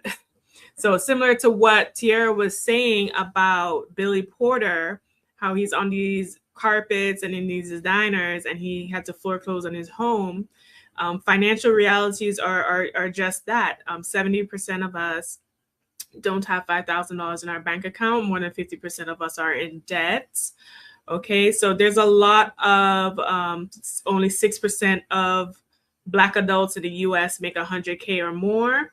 You know, the stats paint a different picture. And that's why I love numbers so much, because numbers tell the truth. Numbers tell the truth of what is going on. As far as celebrities is concerned, right? A lot of what you're seeing also there is not real. They have teams curating looks for them. Their clothes are getting on loan by designers so they can take that image and promote that, the latest fashion, so they can get their cut from that. The jewelry is also on loan. So a lot of, it's a business. It's a business to curate an image so consumers like you and me buy into that and buy the product, right? La Roche, who is a wonderful style architect and stylist, was recently doing an interview around Zendaya, which he mentioned that he actually buys the clothes, and the interviewer was shocked because most people don't buy the clothes. They get the clothes on loan. So a lot of what you're seeing is not real. And also, to talk about the topic of actresses and celebrities, Taraji was saying that she couldn't even get transportation, or she had to fight for transportation. She had to fight for certain things. Her trailer was not the best. And you would think, especially even at Taraji's level, that wouldn't even be a question. That wouldn't be a question. So I think in the year of 2024, where Cat Williams said everyone will be exposed, honey, the lid is coming off the pot. Okay, we're seeing behind the curtain, behind the veil. We're seeing everybody's skeletons all over. And I think this industry is showing us that entertainment is not what you think it is. How many rappers fall dead, have no life insurance policy, and all their little baby mama or whoever is left out to dry? You know, these are realities that we as an audience and Gen Pop need to look at and say, okay, how do we in our lives put ourselves in position so we do not fall into this trap? Because clearly the celebrities are now saying that we were paid puppets to entice you to consume and entice you to buy into these businesses. Thank you for that point, Athena. So basically, they just renting the runway. Okay, got you. Okay, or they're like brand ambassadors to a degree. Tiara, did you want to, from your experience? Okay, you want to add anything? Okay, so also to your point, Athena, I saw. Did y'all see Krishan Rock? I think I'm pronouncing her name properly. She went to her baby father's, I forget his name. Who's the baby father's name? What's his name? Blueface. Blueface. She went to his hearing and got arrested. Went to his hearing, got arrested because she had a warrant from another state or something like that. So now she's arrested. Her sister allegedly is on social media asking the public to raise funds for her to get an attorney. And it said that she doesn't have toothpaste. She's being horribly mistreated and she needs representation. That's not something that I would expect from a social media star, celebrity. I don't know if she's a rapper or a singer, but I know she's pretty popular. And you made a comment just now, Athena, that I wanted to circle back to. You said that, you know, a lot of guys in Hollywood are having children and leaving their baby mothers out to dry. So that came to mind when you said that. Also makes me very, very sad. If y'all are tuning in, we are having an intelligible conversation about OnlyFans. Shout out to some of y'all in the chat that might have some OnlyFans. I don't know if y'all be on there twerking or showing your feet or whatever, but hey, it happens. Shout out to everyone in the chat who also put their city and state in there. We see you. We appreciate y'all tuning in. This is Fly Nubian Money, where we have intelligible conversations about all things money.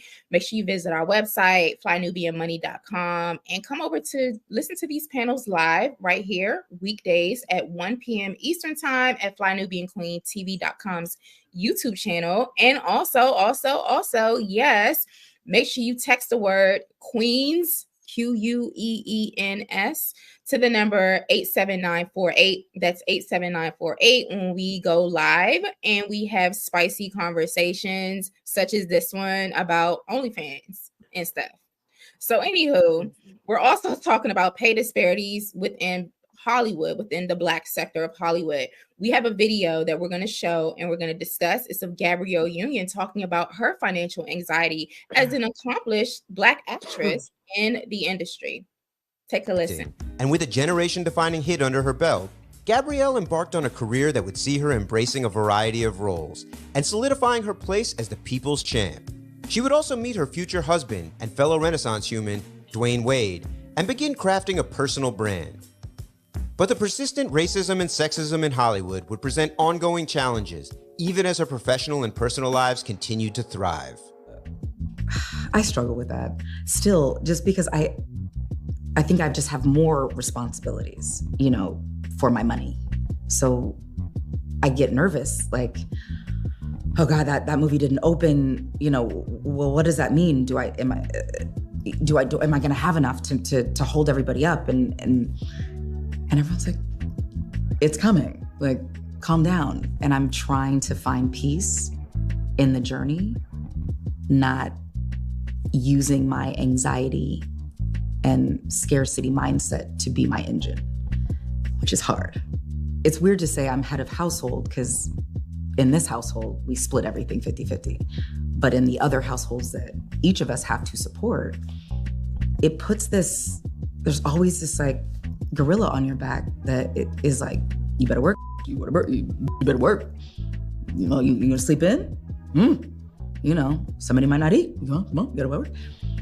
And it's hard. It's hard to let that go. So I'm working on that. Even now, from then to now, from late 95 to 2023, I've never been anybody's first choice. Not Black folks, not white folks. But by hook or by crook, I get a job, right? And then that movie does really well. And what they tell you is if you're a part of a movie and your character pops, then that leads to the next thing. But I really realized after Bad Boys 2 and Bring It On that how I am received by real life people is not reflected how I'm treated in Hollywood. They're completely different. But before social media, I had no way of really knowing that or quantifying that. So, because they tell you, if you succeed, then these are the roles that open up. So I'm succeeding and the door is bolted shut. And the people who are jumping the line seem to be folks that make white people in charge very comfortable. But what it did, like the social media era, me, Taraji, Nia, Sanaa, Tracy, it allowed our real world popularity to be quantified to where it was undeniable.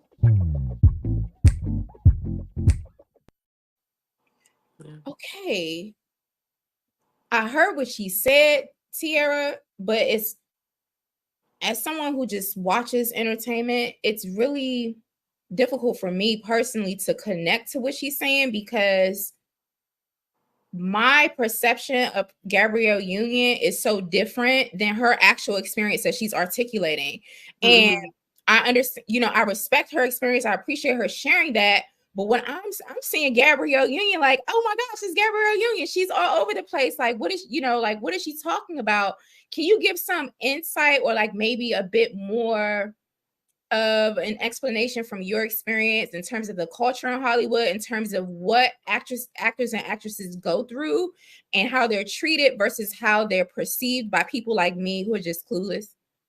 Yeah, I think, and I mean, you're not the only one. I think you can look at someone and just assume that because they have a name and a status, that they can walk through any door that they want to, that they can get into rooms. There's still rooms that Gabrielle wants to get into in terms of films she wants to audition for. There's still roles. Sometimes I hear people say, oh, Gabrielle does the same kind of movies, right? She's kind of like, but she is, I'm sure that in her fantasy, maybe there's things that she wants to do that allow her to stretch, that allow you to see her beyond Bring It On, and the beautiful lead actress that is in a romantic comedy. Maybe she wants to play a homeless crackhead. I don't know what the level of where she wanted to go or where she wants to go. But race plays a part. Her being a woman plays a part. Her being a Black woman plays a part. It just is. It's a tough business that has a lot of politics involved, and there's if I'm being honest, like people that don't look like us run this industry. And so with that being said, there's, you have to kind of bow and fold and, move to that if you want to see those heights that you want to see. And sometimes you can move and like do all that and sell yourself, or you can mold yourself and still end up in the middle. We used to always say, like, you date a man and you're like, oh, I'm gonna have a relationship with this director and he's gonna do things for my career. I definitely have heard that when I was like actively like pursuing my in my 20s. It was like that was the thing. Like, people used to be like, I mean, yeah, I cast you. I go in, I audition. I'm talking about work on all of the things, work on the script. You go in, you audition, and you kill it, right? And then maybe like 20, 30 minutes after you do all of that, the director calls you and says, now that we got that out the way, what's up? What's up? Like, what's up? Oh, are you gonna send the screenplay? Like, is that what you're saying? Like, what's the what? Like, what do you? I already gave you what's up. So it's just like just having to deal with all of that, all of the things, all of the doors. And then there's also this thing where you go into you Hollywood is the only other place that I know where you can be too young, you can be too old, you can, by 30 they're like, if you haven't made it, that means that you're never going to make it. If you're too fat, you're too skinny, you're too dark, you're too light, you're not this, you're that, you're constantly being told what you are not. And so I think social media does add an interesting element where you're able to monetize. You're able to create your own brands and literally go directly to the people that consume you, the people that love you. You can find your tribe, you can find your fans, and really create products around that, and create things around that. And seeing that popularity can, now catapult you. But now she's like producing films, and she's, I think she's doing her thing. And I'm sure there's some things that she still wants to do, and hopefully she's able to do that, and that anxiety, it goes away. I don't know if it'll ever go away though, because of just the nature of this beast. Yeah, thank you for that insight. That makes a lot of sense. That gives me a lot more clarity. Thank you. And you just described a really, really unstable environment in Hollywood here. So my question to you, Athena, is, given the unstable nature of Hollywood, how can celebrities, in your opinion, diversify their income stream so they can reduce the financial anxiety and then also have options and not have to be on OnlyFans? Well, Athena, not just celebrities. Let us all know, baby. Yes. Because there's another 99% of us that want to know. Well, I think you touched on it earlier, Tiara, that, you realized that you had to add more hyphens. You had to add more skills. You had to add more income and revenue streams. So that is what I recommend that everyone, whether or not these celebrities do anything, everyone to do, to monetize your gifts, monetize your talents, and really to create stability in multiple forms. And that will also provide you more financial protection. In the stock market, they always say diversify your portfolio, diversify this. Diversity is going to be the key here, because even as times are changing, I do a lot with AI. AI is changing the game. So if you are relying on one source of income, especially as a single person, because that's a whole other thing. Like, I do a workshop that talks about women at different stages and the financial vulnerability single women face, because if they're out the game and they're sick, that's it. Like, there's no other income coming in. So diversify your income and support your wealth streams in that way. I would also say this. What made me cringe a little bit when I was watching Gabrielle Union was the fact that she does have a husband of high net worth that makes more money than her, that she doesn't feel comfortable in an arrangement for him to fully provide in that way.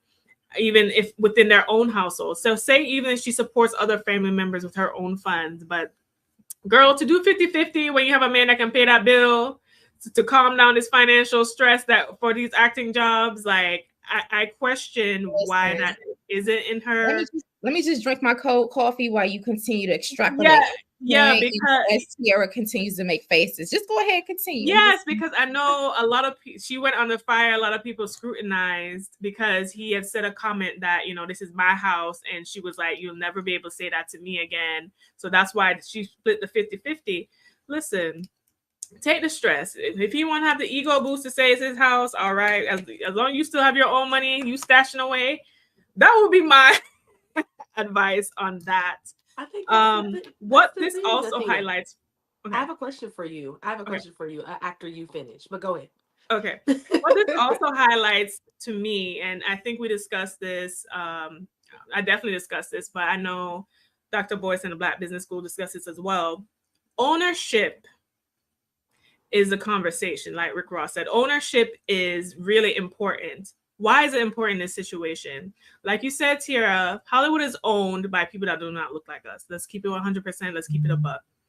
Since we do not have our own platforms, our own avenues, we have to succumb to the judgments and prejudices of people who do not look like us, whether that's in Hollywood or whether that's just everybody on the corporate plantation, honey, right? Because what is a stat? Black women make on average 60 cents to a white man's dollar. So until we go through the journey of building and establishing our own business and entrepreneurship, which is hard, by the way. This is a hard task to do, right? But unfortunately, since we don't have different infrastructure that we own in these different industries, we have to succumb to the pressures of those industries, okay? I think it was Viola Davis who said, they were calling her the Black Meryl Streep. And she said, how come I ain't making Meryl Streep money? That's right. Okay. But what Viola did, which is diversify her income stream, she's like, you know what? I'm going to do my own production company. That's right. With my husband. I'm gonna come up with a Woman King. And I'm going to shop it to Netflix and shop it to these other platforms and make my money that way. That's right. So I think that is super, super important that we all do. Because guess what? Just like Fat Joe said, yesterday's price is not today's price. Yesterday's money is not today's money. The inflation is inflationing. And I think the celebrities are also taking note of that, because Taraji came out with her own mental podcast and her own hair care line, product, skin line. Yeah. Tracy Ellis Ross came out with Pattern Beauty. Like, I think all these, Gabrielle Union does all these different deals. I know she was doing fitness and all this other stuff. I think, especially in Hollywood, but for all of us included, they know that they need to monopolize on that celebrity. Yes. And to come up with a product line in order to smooth out and decrease the financial stress that Gabrielle was discussing. Yes. Can I also just add that I think there's this really weird thing with family and friends that look at someone. It's, you know, if you see one of your family and friends and they work at, I don't know, they work a 9 to 5, you don't go to them and say, I need you to take care of me. But you see someone working on television, and because the checks are a little bigger and they don't understand that those checks are supposed to last you, right? And they're still expecting you to take care of them. And Gabrielle has, she has like and this is not a negative thing, but she has a masculine energy about her, that masculine energy where it's like, I'm an independent woman. I've had to take care of myself. This industry will bring that out of you, right? Where you're like, I got to figure it out. Like she said, I got to figure it out. I got to work. What, you going to sleep today? Like, I think we all wake up like that. Like, I could rest in, but I got to get it. I got to figure it out. So I just think it's unfair. And maybe you can speak to this, Athena. It's like why people feel like they should be able to just like live off someone else. Like, I see if she like bought her mama a house. Okay, cool. But like everybody else would have to, they'd have to figure it out. Because we all got to figure it out. Like, why do I have to take care of people outside of my home? I don't understand. Listen, family members will keep you broke. I'm Caribbean, right? I'm Caribbean. And my immediate family does not do this, but I've had extended family ask me to send things and send me money, and they just think that because you're in a better financial position that you should be doing that out of obligation as family, but also that you have the resources to do it. But they don't understand sometimes with more money comes more expenses, meaning that if you see this nice house have a bill attached to it, you know? And but Jay-Z said that you cannot help the poor and be one of them. That's right. So I think that is a huge issue within our community. I think they call it the black tax. The black tax, when the person who ascends, who goes to college or wherever, have a business and becomes successful, now all the other family members look to this one person to financially lift them up. And I remember my dad telling me something like this. He was saying that, Athena, these are grown adult people. These are not children. Yes. So you putting money over there is like taking money and throwing out the window. They're not going to change. They're not going to elevate. It's just going to be a one direction. And I think that is something within the Black community we have to deal with. I think Trevor Noah also talked about how his mother never did that and gave him the grace of that. To avoid the black tax is what they call that. There's a pink tax for women too now. That's a whole separate other tax, right? Because the pink tax is for similar products that men have. We are charged more. So like razors and certain things, like the same kind of product, it's more pricey because women are most of the spenders, have most of the purchasing power in the household, and we consume mostly. So that's the other tax we have to pay. So Black women have the black and the pink tax. Which means anxiety. Yes, a lot of financial anxiety, right? 2 in 5 women experience financial stress and anxiety. Yeah. Wow. Well, women aren't the only ones on OnlyFans. Did y'all know, Tyga, DJ Khaled, what is Fat Joe doing on OnlyFans? Michael B. Jordan. Oh, for real? He on OnlyFans? I might have to get an account. Michael B. Jordan's on OnlyFans. Okay. Well, we see the rapper Casanova also on OnlyFans. What do these men be doing on there? Showing that thing. They be showing that thing. That's what they be doing on there.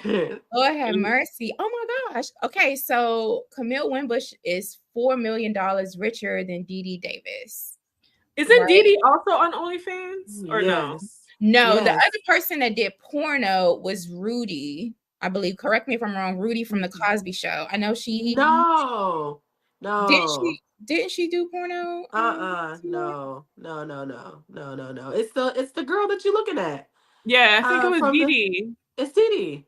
Oh, really? Yeah, no. Baby girl from the Bird and Max show. Rudy still be working on TV, girl. Wait, don't do that to Rudy. Oh, okay, my bad. I thought Rudy, somebody did some porno. I'm going to look it up.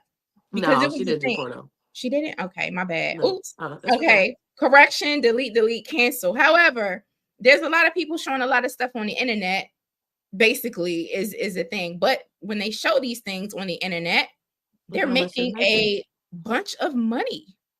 Bad Baby. Wow. Is that it? Right, girl? Yeah. 59 million. Am I reading this right? Yes, you are reading it right. Black China, she's from DC. Millions. We talked about her. Cardi B, 46 million. Oh my gosh, I know that girl. What's that girl name? Suki Hana is on OnlyFans. All of these people are on there, and they are making a lot of money. They be showing too much. Can I get on OnlyFans and show my toes? So let me say, are they doing like? Is it like pornographic stuff, or is it just like peep show stuff? They showing that thing. You cannot get on OnlyFans and just be like teasing, like, I'm gonna show you a strap of my bra and make $59 million. You can't do it. It's not a real thing. This is crazy. It's like, you want to see my arm? Like, that's what Camille Wimbush is saying. She says she's just wearing lingerie.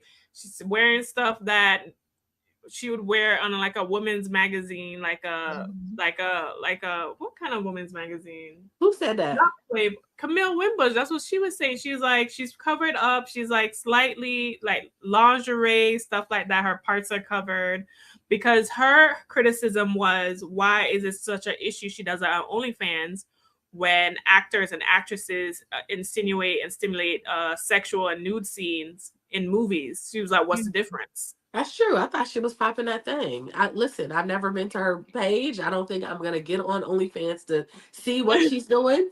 I mean, I just, like you said, there's an assumption that, like, you know, if you're making that much money, then you must be doing something risque to do it. Oh my goodness, y'all. What do y'all think in the chat? If you're just tuning in, we are having this risque. I guess I should just use that word again. You just heard it. We're having a risque conversation about OnlyFans.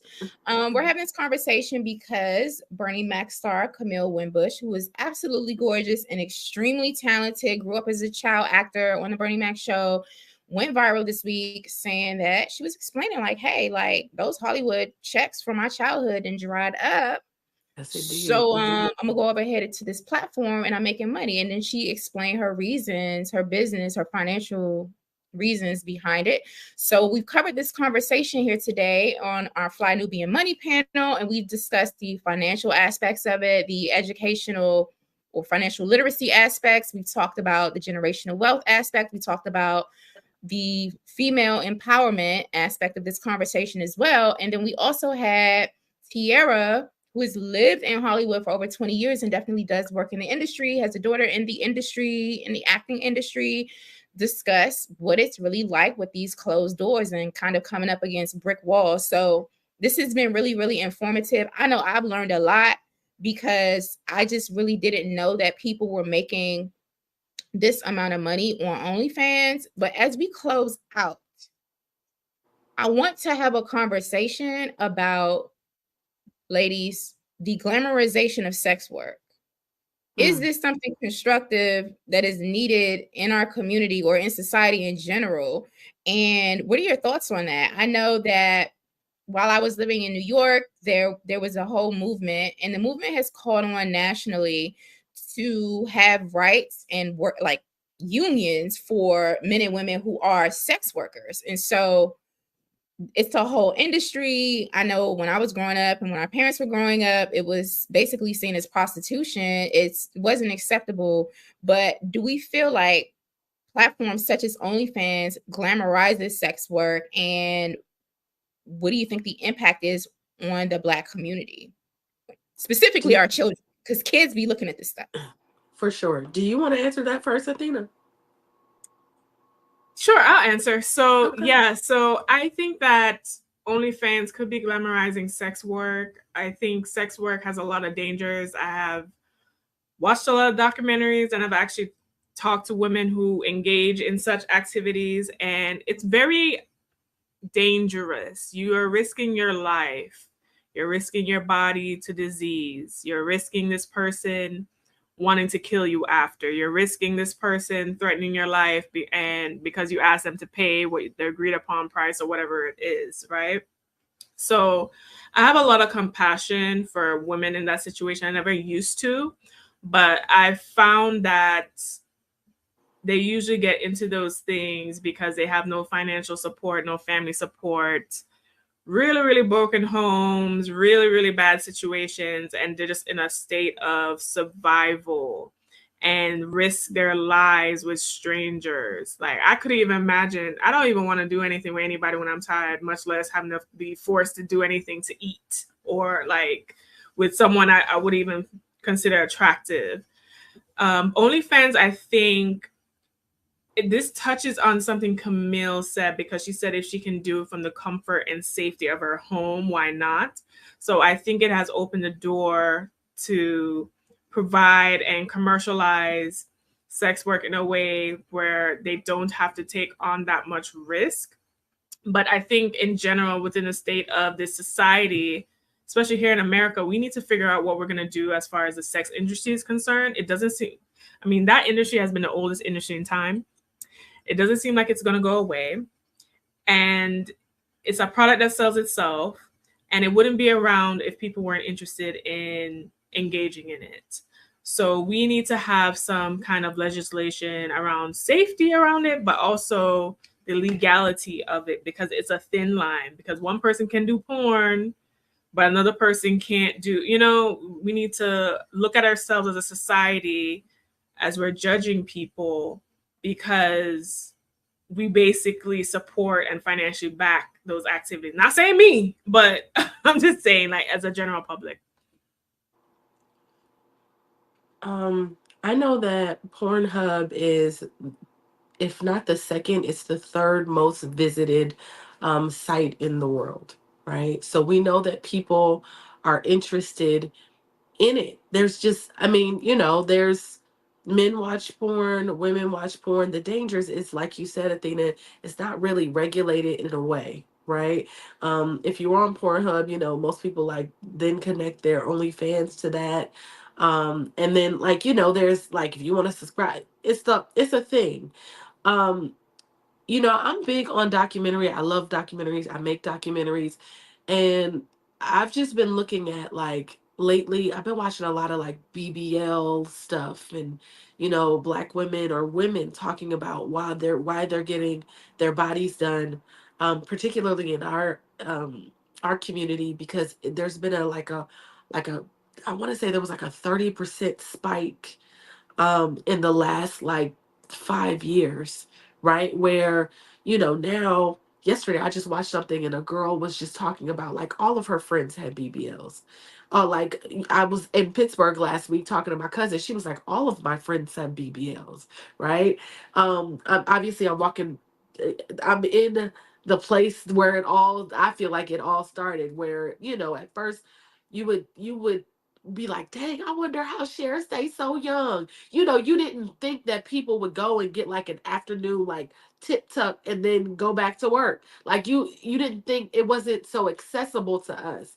But I guess my point is, and all of them saying is, like, there are repercussions of, like, women want to get BBLs and do those things so they can make the fast money, right? It's not like Camille wasn't making money. She was making money, like, teaching dance and doing ice cream or whatever. It just wasn't giving her Hollywood money. It wasn't giving her the fast money that comes along with, like, an OnlyFans. $360 million from Black China on OnlyFans over a course of a couple years is fast money. Like, you can't argue with that. A 9 to 5 can't give that to you. And so there's a part of me, and I know you were saying that there are women that now I'm seeing professionals. I'm watching documentaries with professional women who are lawyers that do, OnlyFans at night. They're like, man, I'm making more during the, at night than, like, why am I going to the firm during the day? So professional women are now even seeing, like, I'm making more money in a couple months than I would make in a year at my firm, So it's not just women who are broken and have gone through trauma. Professional women are now looking towards platforms like these. And so I just think it's interesting. I think when I think about stuff like this, it's like, would I want my daughter to know I had an OnlyFans? Would I want my family, would that make me feel like I sold myself out, like Suki says, like I was selling coochie. Like, to me, in my mind, that's like selling coochie. I don't know. So I just can't be in the same place as a Suki Hana or like a Sexy Red. Like, I can't. I'm not that. I went to school. I'm a respectable woman. I can't do that. So that's the way I feel about it. You know. Agreed. Listen, what I will say is adults can do whatever they do in America as long as it's not hurting anybody. And these platforms definitely do need to be regulated, and because we need to make sure children do not have access to this stuff. I am a strong advocate of censorship for children in social media. Definitely Pornhub needs to be regulated. I know there's some legislation on the books. I believe it's in the state of Florida, one of the southern states that, was it Texas? I believe it could be Texas. I think it's Texas that literally banned OnlyFans from there. And I saw another country, I believe it was Italy, country in Europe, I believe it was Italy, y'all can look this up, that is also blocking and banning OnlyFans. And fun sex fact, because I guess we're just talking about risque stuff as we wrap this panel up. Shout out to y'all. And then if I knew Nubian Money, it's time to have you over here, apparently. Bow, bow, bow, bow, bow, Bow, bow, bow. So did y'all understand, you know, that Elon Musk has these satellites over the planet, and he gave a country, a remote tribe in a remote part of the world, in a very indigenous population, they got the internet for the first time. And now they are literally addicted to pornography. And there's interviews about it. You heard about that, Tiara? Yes. Right? Yes. Yeah. So, and then I read a whole bunch of stuff because, I'm a Black revolutionary for real, about pornography as a weapon of psychological warfare. So, and how, governments and operations definitely use pornographic images, pornography, porn addiction, sex addiction, etc., in order to destabilize populations. And so we want to have a whole conspiracy theory talk later on about these issues. We can definitely do that. That's why y'all need to text the word Queens to the number 87948 so you can be notified when we do talk about stuff that you're interested in right here at Fly Nubian Money, weekdays at 1 p.m. Eastern Time at Fly Nubian Queen TV's network's YouTube channel. So we're going to go around and just give some final words, big takeaways. I want to shout out the chat. Shout out you ladies for joining today. Would love to hear your final thoughts as well as where we can follow you. Let's start with Miss Tiara. Yeah, I was looking at the chat, and Primo Supreme says I need a sinus surgery. I am sick. I came on. I am sick. I am being nursed back to health. And I we're am glad being that nursed you're back to here. health. I was actually at the hospital yesterday, so I just wanted to come on and have this conversation. I'm definitely recovering.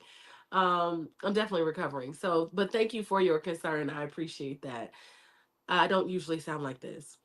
But I think this has been a great discussion about I don't know if sex work or OnlyFans will ever stop existing, right? I don't know if that, if it's not OnlyFans, it'll be something else.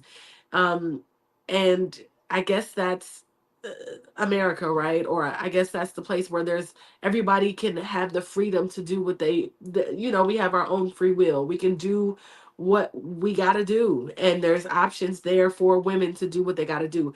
If Camille needs money and all the other ways don't feel like they suffice for her, she has an option to make money that feels safe for her. Like she said, she can get a home, so God bless her. I can be found at Miss Black Hollywood. That's MSBLACK Hollywood on all social media platforms.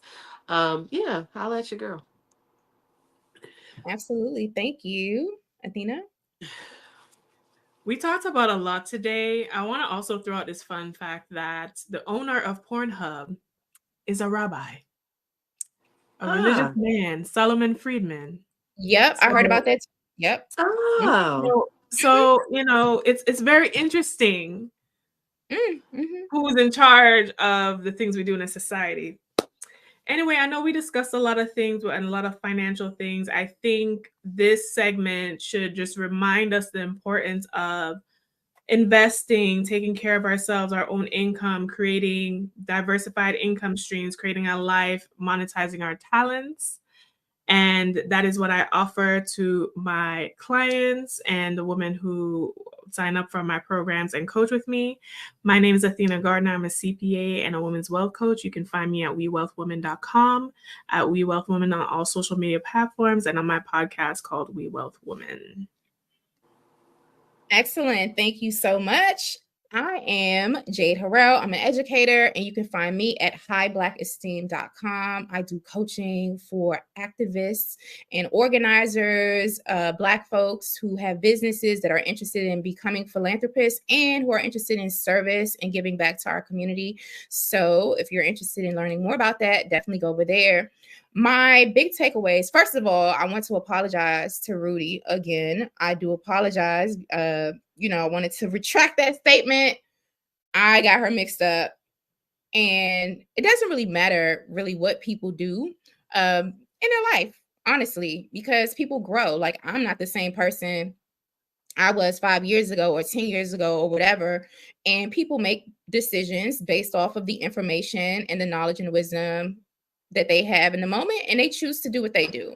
I'm not here to pass judgment on this topic. My main concern about platforms such as OnlyFans, Pornhub, etc., is the examples that it sets for our children, because they have access to the World Wide Web. And as an educator, I know what that looks like on a day-to-day basis when children are overly exposed to inappropriate content that is not age appropriate and that is not developmentally appropriate. And so I would urge society to make sure that we protect the sensibilities of children. So that is my main takeaway. But in terms of Camille, she's gorgeous. She's extremely talented. She's doing OnlyFans. That's her choice.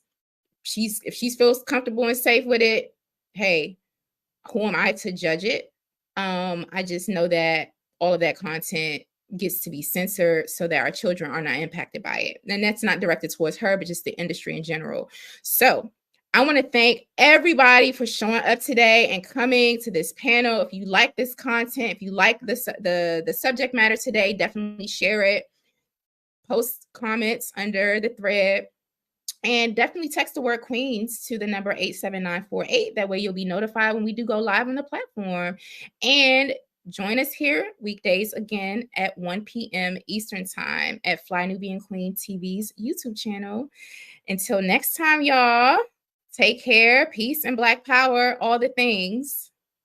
Thanks, ladies, for a risque conversation. Thank you. All right.